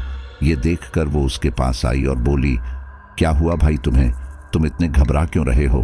तब वो घबराते हुए बोला, वो मुझे मार डालेगा दीदी। पूनम हैरानी से बोली, कौन? उसका भाई बोला, वो बच्चा। पूनम हैरानी से बोली, कौन सा बच्चा? तब उसकी मां बोली, बेटा जब ये अभी 2-3 दिन पहले तेरे घर गया था तब आते समय इसे रास्ते में पता नहीं क्या हुआ कि ये ऐसी बहकी बहकी बातें कर रहा है। पूनम बोली, भाई तुम मुझे पूरी बात बताओ कि आखिर हुआ तो हुआ क्या? ये सुनकर वो बोला, असल में दीदी उस दिन मैं आपके पास रुककर अपनी मोटरसाइकिल से वापस घर की तरफ बढ़ने लगा, लेकिन तभी मुझे बीच रास्ते में पेशाब लगा और एक सुनसान रास्ता देखकर पेशाब करने लगा। इसी दौरान मैं अपने दोस्त से फोन पर बात करते हुए बोला, हाँ कैसा है? बस अभी दीदी के घर से आ रहा था, रास्ते में हूं।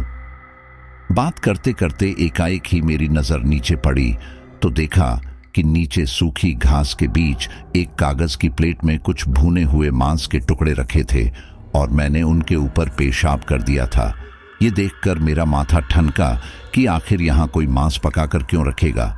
मैं ये सोच ही रहा था कि तभी एकाएक मेरी नजर उसी के पास पड़े कुमकुम, हल्दी और लौंग लगी नींबू पर पड़ी। ये देखकर मैं समझ चुका था कि कुछ तो गड़बड़ जरूर है और हो ना हो मैंने किसी टोटके के ऊपर पेशाब कर दिया था। ये देखकर फौरन घबराते हुए अपनी बाइक की ओर भागा। फिर बाइक स्टार्ट की और घर आ गया, लेकिन यहाँ आते ही मुसीबतें बढ़ गई क्योंकि अब मुझे एक बच्चे का प्रेत दिखाई देने लगा था। उसी रात जब मैं सो रहा था तब किसी ने झकझोरते हुए उठाया, लेकिन जब अपने आसपास देखा तो वहां कोई नजर नहीं आया। ये सब देखकर इसे अपने मन का वहम मानकर वापस सो गया। अगली सुबह जैसे ही वो खाना खाने लगा तो थाली में खाने की जगह कीड़े नजर आने लगे और मैंने थाली दूर फेंक दी। ये सब देखकर माँ बोली, ये तूने क्या किया? कोई अनाज का ऐसा अपमान करता है क्या?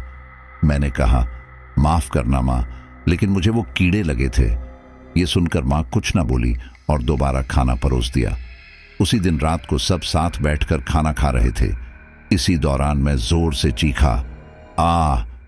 ये सुनकर माँ ने पूछा, क्या हुआ, तू ऐसे चीखा क्यों? मैं घबराते हुए बोला, आपको वो भयानक बच्चा नहीं दिख रहा? माँ बोली, कौन सा बच्चा? यहाँ कोई नहीं है।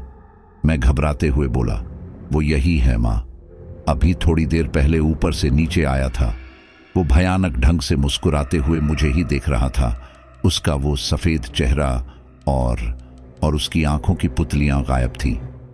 तब पिता बोले, देख, तुझे वहम हुआ होगा, लेकिन फिर भी मैं तेरे लिए कल एक ताबीज बनवा लाऊंगा।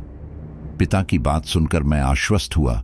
अगले दिन उसे ताबीज लाकर दिया, जिसे मैंने उसी दिन धारण कर लिया, लेकिन यह सिलसिला अब भी कायम था। अब मुझे काफी डरा डरा रहने लगा था और वो सबसे कहता, वो बच्चा मुझे मार डालेगा, वो मेरा पीछा नहीं छोड़ रहा, मैं क्या करूं? इसके लिए बहुत से तांत्रिकों को दिखाया, लेकिन कुछ फायदा ना हुआ। प्रदीप यानी पूनम का भाई ये सब बताते बताते रोने लग गया।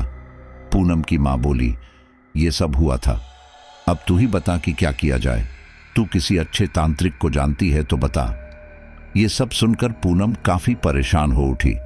उसे डर सताने लगा था कि कहीं ये चीकू का प्रेत तो नहीं है। पूनम ये सोच ही रही थी कि तभी उसकी मां दोबारा बोली, तू किसी को जानती है क्या? पूनम सकपकाते हुए बोली, नहीं मां, मैं कैसे जानूंगी। अच्छा, अब मैं चलती हूं। पूनम अपने पति और बेटी के साथ घर वापस आ गई। घर आते ही ब्रिज बोला, तुम कुछ छिपा तो नहीं रही? ये सुनकर पूनम सकपकाते हुए बोली, मैं नहीं तो। ब्रिज बोला, फिर तुम ऐसे घबरा क्यों रही हो? पूनम बोली, मैं कहां घबरा रही हूं। इसके आगे ब्रिज ने उससे ज्यादा बहस ना की। अगले दिन ब्रिज और विद्या के जाने के बाद पूनम वापस उस तांत्रिक के पास आई। उसे वहां देखकर वो तांत्रिक बोला, अब तू यहां क्यों आई है? तेरी समस्या तो हमने हल कर दी थी। पूनम बोली, जानती हूं बाबा, लेकिन आपने वो टोटका किया कहां था? तांत्रिक बोला, इस इलाके में जो सुनसान जंगल जैसा इलाका है वहां। लेकिन क्यों, क्या हुआ? पूनम घबराते हुए बोली, बाबा, असल में कुछ दिन पहले मेरा भाई घर आया था और जब वो वापस घर जा रहा था तब उसने रास्ते में उस टोटके के ऊपर पेशाब कर दिया। ये सुनकर वो तांत्रिक हैरान रह गया और बोला, क्या तुम्हें पता भी है कि इसका अंजाम क्या हो सकता है? पूनम बोली, चीनू की आत्मा अब मेरे भाई को परेशान करेगी।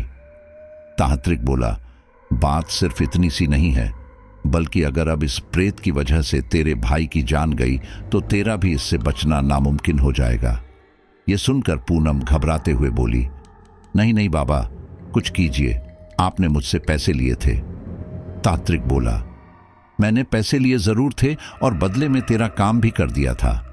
अब इसके आगे मैं बिना उनकी सहायता के कुछ नहीं कर सकता। तुम उन्हें सब सच बताकर मेरे पास जल्द से जल्द लेकर आओ, तभी हम इसके आगे टोटका कर सकते हैं। ये सुनकर पूनम वापस घर आ गई। वहां आकर उसे समझ नहीं आ रहा था कि आखिर सबको सच कैसे बताए, क्योंकि अगर सबको पता चला कि ये सब उसने किया था तो पता नहीं सब उसके बारे में क्या सोचे, और अगर उसने नहीं बताया तो चीकू उसके भाई को मारकर उसके पीछे पड़ जाएगा। यही सोचकर उसने शाम को मन बनाकर ब्रिज से कहा, सुनिए जी, आपसे कुछ बात करनी थी। ब्रिज बोला, हाँ बोलो। पूनम बोली, मेरे मायके चले। ब्रिज बोला, अभी 1-2 दिन पहले ही तो तुम मायके जाकर आई हो, तो अब दोबारा क्यों जाना है तुम्हें? पूनम बोली, कुछ जरूरी काम है, चलिए ना। ब्रिज बोला, ठीक है, कल चलेंगे। अगले दिन ब्रिज पूनम और विद्या पूनम के मायके जाते हैं। वहां जाकर वो अपनी मां के गले लगते हुए बोली, मां, मुझसे प्रदीप की ऐसी हालत देखी नहीं जाती। पूनम की मां बोली, हाँ बेटा, लेकिन हम अपनी तरफ से कोशिश तो कर ही रहे हैं, और तेरे पापा कल किसी और भगत से ताबीज भी लाए थे, उसका असर 1-8 दिनों में हो जाएगा। पूनम बोली, मां, मुझे नहीं लगता कि ये काम करेगा। मेरी नजर में एक तांत्रिक है, वो आसानी से प्रदीप की बाधा दूर कर देगा। ये सुनकर पूनम की मां बोली, तेरे पापा जो ताबीज लाए हैं उसका असर देख लेते हैं, अगर वो सही रहा तो कहीं और जाने की जरूरत ही नहीं पड़ेगी। पूनम बोली, मां, मुझे तो वो भगत ढोंगी मालूम होता है, मुझे नहीं लगता कि उसका दिया ताबीज काम करेगा, इसलिए तुम मेरे बताए तांत्रिक के पास चलो। उसकी मां उसे घूरते हुए बोली, तुझे कैसे पता कि तेरे वाला तांत्रिक ढोंगी नहीं है? तू कौन सा उसके पास अपनी किसी समस्या के समाधान के लिए गई थी? ये सुनकर पूनम कुछ न बोल सकी, क्योंकि वो किसी को अपने किए काम बताना नहीं चाहती थी। इसलिए उसने सोचा कि चलो 2-3 दिन बाद जब प्रदीप की बाधा नहीं उतरेगी तब वो अपनी मां से दोबारा इस बारे में बात करेगी। उसके बाद पूनम ब्रिज और विद्या के साथ घर वापस आ गई।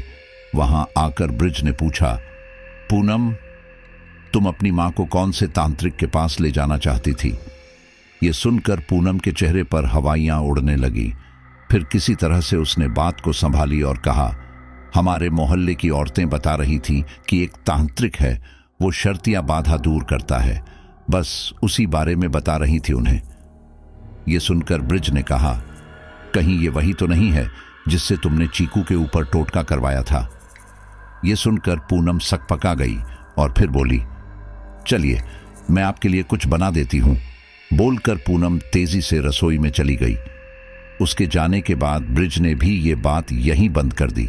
2 दिन बाद दोपहर के समय ब्रिज घबराते हुए घर आया और उसने पूनम से हड़बड़ाते हुए कहा, पूनम, जल्दी तुम्हारे मायके चलो। ये सुनकर पूनम हैरानी से बोली, क्यों, क्या हुआ जी? ब्रिज बोला, तुम्हारा भाई छत से नीचे गिर गया है और अब वो अस्पताल में भर्ती है। ये सुनकर पूनम काफी घबरा गई और फिर वो ब्रिज और विद्या के साथ अपने मायके के पास मौजूद सरकारी अस्पताल आ गई। वहां जाकर उसने देखा कि उसका भाई अस्पताल के एक बेड पर लेटा हुआ था।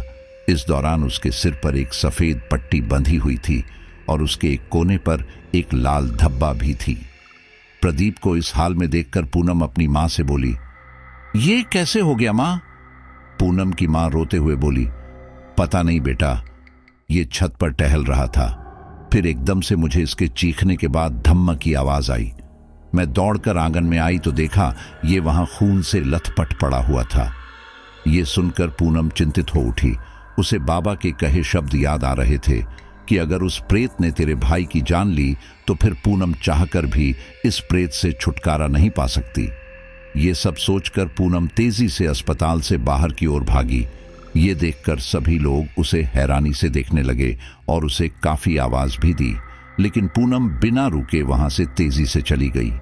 ब्रिज उसे रोकना चाहता था, लेकिन वो इतनी तेजी से वहां से निकली कि वो भी कुछ ना कर सका। वहीं पूनम तेजी से वहां से निकलकर उस तांत्रिक के पास जा पहुंची और बोली, बाबा, अनर्थ हो गया, उस प्रेत ने मेरे भाई को छत से गिरा डाला। ये सुनकर उस तांत्रिक ने कहा, क्या वो जीवित है? पूनम बोली, अब तक तो है, लेकिन डॉक्टर ने कुछ कहा नहीं। तांत्रिक बोला, जब मैंने तुझे बताया था तब तू पहले अपने परिवार के साथ यहां क्यों नहीं आई? पूनम घबराते हुए बोली, मुझे माफ कर दीजिए बाबा, मैं नहीं चाहती थी कि सच जानने के बाद मेरे परिवार से रिश्ता खराब हो। तांत्रिक गुस्से में बोला, मूर्ख औरत, पहले अपने भतीजे को मरवाकर अपना ससुराल खराब कर लिया और अब अपने भाई की मौत का कारण बनकर अपना मायका भी खराब कर रही है। तुझे शर्म नहीं आती? 2 मौतों का कारण बनते हुए सिर्फ अपने स्वार्थ के लिए अपने परिवार की भेंट चढ़ाने को तक तू तैयार है। पूनम रोते हुए बोली, गलती हो गई बाबा, अब क्या करूं वो बताइए। तांत्रिक बोला, करना क्या है? अपने भाई की मौत से पहले सबको सच बताकर साधना करवाओ, नहीं तो अनर्थ हो जाएगा। ये सुनकर पूनम वापस अस्पताल की ओर बढ़ गई। इस दौरान वो सोच रही थी कैसे अपना सच सबको बताए। यही सब सोचते हुए अस्पताल कब आ गया उसे पता ही नहीं चला। वो भारी कदमों से अस्पताल के उस ओर आई जहां उसके भाई को भर्ती किया गया था। वहां पर अब भी उसकी मां काफी रो रही थी। इतने ही देर में ब्रिज गुस्से में उसके पास आया और उसे एक तमाचा जड़ते हुए कहा, कहाँ गई थी तुम?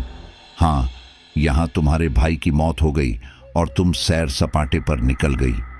ये सुनकर पूनम की आंखें फटी की फटी रह गई और वो दौड़कर अपनी मां के पास आई और बोली, मां, क्या हुआ प्रदीप को? लेकिन रोती बिलखती उसकी मां कुछ बताने की हालत में ना थी। ये सब देखकर पूनम अपनी जगह जड़ सी हो गई। उसे रह रहकर याद आने लगा कि अब चीनू का प्रेत उसके पीछे पड़ जाएगा। परेशान पूनम को देखकर सब लोगों को यही लग रहा था कि ये अपने भाई की मौत से दुखी है, लेकिन असल में उसे प्रदीप की मौत से ज्यादा इस बात का दुख था कि अब चीनू का प्रेत उसे नहीं छोड़ेगा। खैर, प्रदीप का अंतिम संस्कार कर पूनम और ब्रिज वापस घर आ गए। वहां आकर अब पूनम काफी घबराने लगी थी। ब्रिज ने जब उससे उसका कारण पूछा तो उसने कुछ नहीं बताया, क्योंकि वो नहीं चाहती थी वे सारे लोग अब उसके और खिलाफ हो जाएं। कुछ दिनों से पूनम का अजीब बर्ताव देखकर ब्रिज की मां एक दिन उससे बोली, ब्रिज, पूनम आजकल अजीब तरह से हरकतें करने लगी हैं। ब्रिज बोला, पता नहीं मां, जब से उसके भाई की मौत हुई है तब से वो बहुत घबराई हुई है। मैंने उससे कई बार पूछा लेकिन वो कुछ बताती ही नहीं है। उसकी मां बोली, देख, ये जरूर कोई ऊपरी चक्कर है, इसलिए मैं तो कहूंगी कि तू जल्द से जल्द किसी तांत्रिक वांत्रिक से सलाह मशवरा ले, ऐसा ना हो कि बहुत देर हो जाए। ये सुनकर ब्रिज सोच में पड़ गया और फिर शाम को आते समय उसी तांत्रिक के पास गया जहां पूनम जाया करती थी। वहां आकर ब्रिज ने पूनम की तस्वीर दिखाते हुए कहा, बाबा, ये मेरी पत्नी है पूनम, ये बहुत मुसीबत में है, इसका कोई समाधान कीजिए। पूनम की तस्वीर देखकर वो तांत्रिक बोला, मैं जानता हूं इसे। ये सुनकर ब्रिज हैरानी से बोला, आप इसे जानते हैं लेकिन कैसे? तब तांत्रिक बोला, देखो, जो भी मैं अब बताने वाला हूं उसे ध्यान से सुनो। असल में कुछ महीनों पहले ये मेरे पास आई थी और कहा था कि इसकी जेठानी ने इसे काफी परेशान कर रखा है और वो इसे और इसकी बेटी को मारना चाहती है और परिवार का कोई भी सदस्य मानने को तैयार ही नहीं है, इसलिए मैंने इसकी सहायता की थी। उस समय मैंने इसे एक प्रेत सिद्ध करके एक लाल सी पोटली में दिया था और कहा था कि उसे वो पोटली उसकी जेठानी के सिराने के नीचे रखनी है और ये करते समय उसे अपनी वो इच्छा बोलनी थी जो उसे उस प्रेत से करवाना था। लेकिन इसने उस प्रेत से ये इच्छा मांगी कि इस पोटली के ऊपर जो भी सोए वो प्रेत उसकी जान ले ले, लेकिन दुर्भाग्य से उसकी जेठानी की जगह उसका 6 साल का बच्चा उसके ऊपर सो गया, जिस वजह से उस प्रेत ने उसकी जान ले ली। अब काम पूरा होने के बाद उसे वो पोटली जला देनी थी, क्योंकि उस प्रेत को मैंने पूनम के एक ही काम के लिए सिद्ध किया था, लेकिन जल्दबाजी में उसने वो पोटली ले जाकर अपने कमरे में छिपा दी और फिर इस बारे में भूल ही गई। लेकिन वो प्रेत ये बात नहीं भूला था, इसलिए वो उसकी जेठानी के ऊपर आकर बार बार वो पोटली जलाकर आजाद होने के लिए कहता था। फिर एक दिन आखिरकार उसने वो पोटली जलाकर उसे आजाद कर दिया, लेकिन तब तक ये बात उसके घर में सबको पता लग चुकी थी कि उसने तांत्रिक क्रिया करके अपनी जेठानी के बच्चे की हत्या करवाई थी। इस वजह से तुम्हारी पत्नी और बेटी के साथ अलग हो गए। लेकिन यहाँ पर एक और कांड हो गया, क्योंकि तुम्हारे घर में से ही किसी ने एक प्रेत साधना कर उस मृत बच्चे को प्रेत में बदल दिया और अब वो बच्चा प्रेत में बदलकर अपनी मौत का बदला लेना चाहता है। इसलिए वो पूनम को परेशान करने लगा और तुम लोगों को लग रहा था कि उस बच्चे की हत्या के गम में वो पागल हो रही है। इसके लिए भी वो मेरे पास आई थी। मैंने अपनी साधना से पता लगाया कि वो बच्चा न सिर्फ पूनम को प्रताड़ित करना चाहता था, बल्कि वो उसे अपना शिकार बनाकर दोबारा पुनर्जीवन प्राप्त करना चाहता था। इसके लिए मैंने पूनम से कुछ पैसे लेकर एक साधना करवाई। मैंने उसे साफ साफ कहा था कि अगर उसे अपना जीवन बचाना है तो अपने किसी प्रिय की कुर्बानी देनी होगी, और इसके लिए उसने अपनी बेटी को चुना। उस साधना के पूरा होने के बाद उस बच्चे का प्रेत उसकी बेटी को परेशान कर उसकी हत्या करता, लेकिन उससे पहले ही उसके भाई ने उस साधना के भोग पर पेशाब कर दिया, जिससे ये साधना विफल हो गई और वो प्रेत अब उसके भाई के पीछे पड़ गया था। यहाँ अब भी बात संभल जाती अगर वो समय रहते उसे मेरे पास ले आती, लेकिन फिर उसका मायका छूट जाएगा। इस डर से उसने कुछ नहीं किया। मैंने उसे चेतावनी भी दी थी कि अगर इस प्रेत ने उसके भाई की जान ली तो उसका बचना मुश्किल होगा, लेकिन उसने मेरी नहीं सुनी और अब वो प्रेत बच्चा एक हत्या कर शक्तिशाली बन चुका है और अब वो अपने ही परिवार में अपना आगे का जन्म ले सकता है। लेकिन हाँ, वो पहले पूनम से अपनी मौत का बदला लेगा। ये सुनकर ब्रिज सतबद्ध रह गया। उसे समझ नहीं आ रहा था कि ये सब सच है या सपना। फिर किसी तरह उसने खुद को संभालते हुए कहा, क्या इसका अब कोई रास्ता नहीं है? तांत्रिक बोला, नहीं, अब बहुत देर हो चुकी है। ये सुनकर ब्रिज घर की ओर वापस आ गया। घर आते ही उसे घर पर ताला लगा दिखाई दिया। ये देखकर वो कुछ करता इससे पहले ही उसकी पड़ोसन वहां आई और बोली, यहाँ कोई नहीं है भैया, वो सारे लोग अस्पताल गए हैं। ये सुनकर ब्रिज हैरानी से बोला, अस्पताल गए हैं, लेकिन क्यों? ये सुनकर उसकी पड़ोसन बोली, अब कैसे कहूं, पूनमिया ने ये सही नहीं किया। ब्रिज हैरानी से बोला, क्या किया पूनम ने? उसकी पड़ोसन बोली, अरे विद्या को डंडों से मार मार कर अधमरा कर दिया उसने। बीच बचाव करने आई अपनी सास और अलका को भी 2-4 लाठी जमा दी। वो तो जैसे तैसे हम सब ने मिलकर उसे काबू किया, और जब पकड़ी गई तो बोलने लगी कि उसने विद्या को नहीं मारा, बल्कि वो तो चीकू को मार रही थी। विद्या को जरूर उसकी सास और जेठानी ने मारा होगा, चीकू की मौत का बदला लेने के लिए।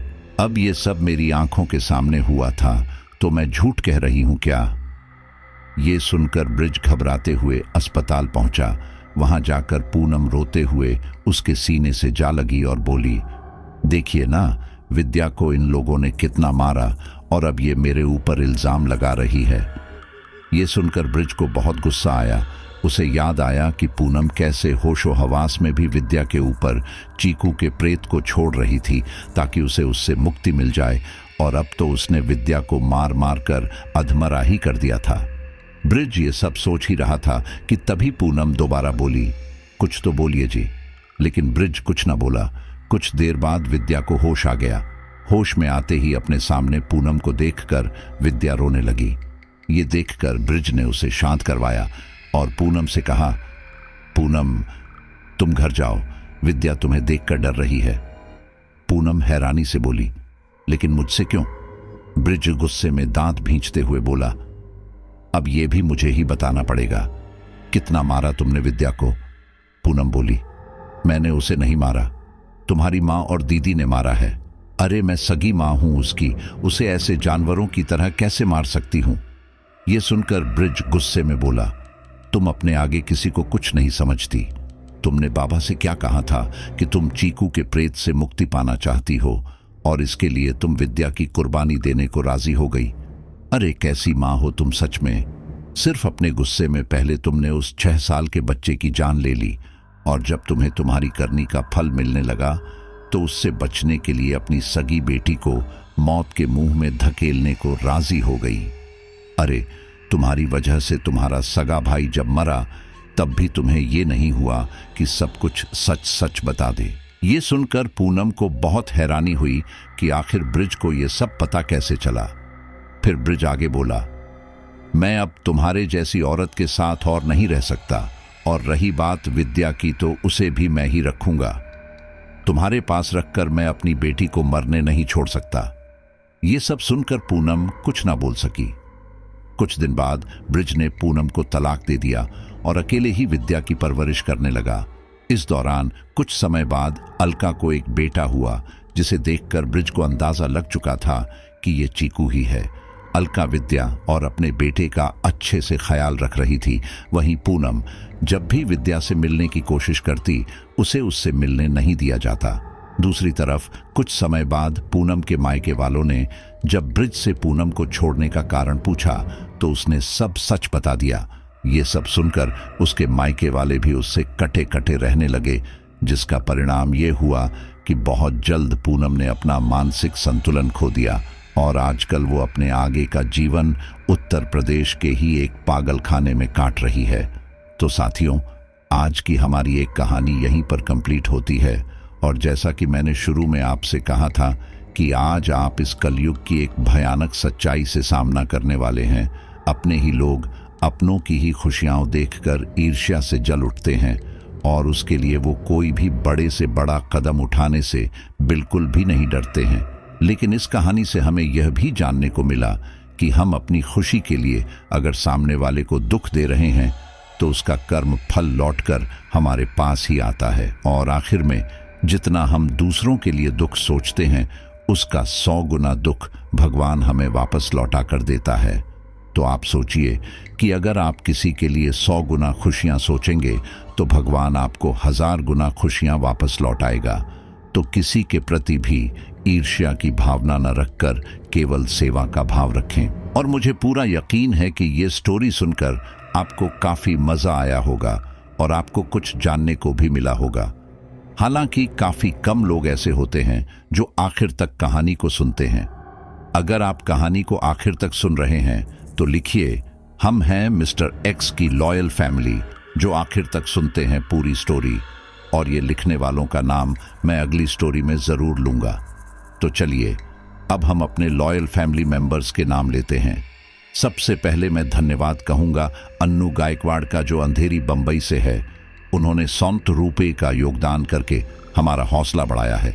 आगे है संतोष शर्मा श्री गंगानगर, ओम प्रकाश पटेल वाराणसी, मनीष नगरकोटी, असीम अब्बासी फिरोजाबाद, बिरंजे प्रजापति कोलकाता, काजल गुप्ता दिल्ली, टीना गुजरात, महेंद्र सिंह अहमदाबाद, अली जयपुर राजस्थान, शरीफ खान मणिपुरी, विजय मानिकपुरी छत्तीसगढ़, राजीव शर्मा दिल्ली, प्रसन्नजीत बिस्वाल सूरत, कंचन लखनऊ, पंकज कुमार कोमल। सभी का बहुत बहुत धन्यवाद। और सबसे आखिर में धन्यवाद करूंगा ममता सहाय का, जिन्होंने आपके लिए ये स्टोरी तैयार की है। चलिए मिलते हैं अगली स्टोरी पर।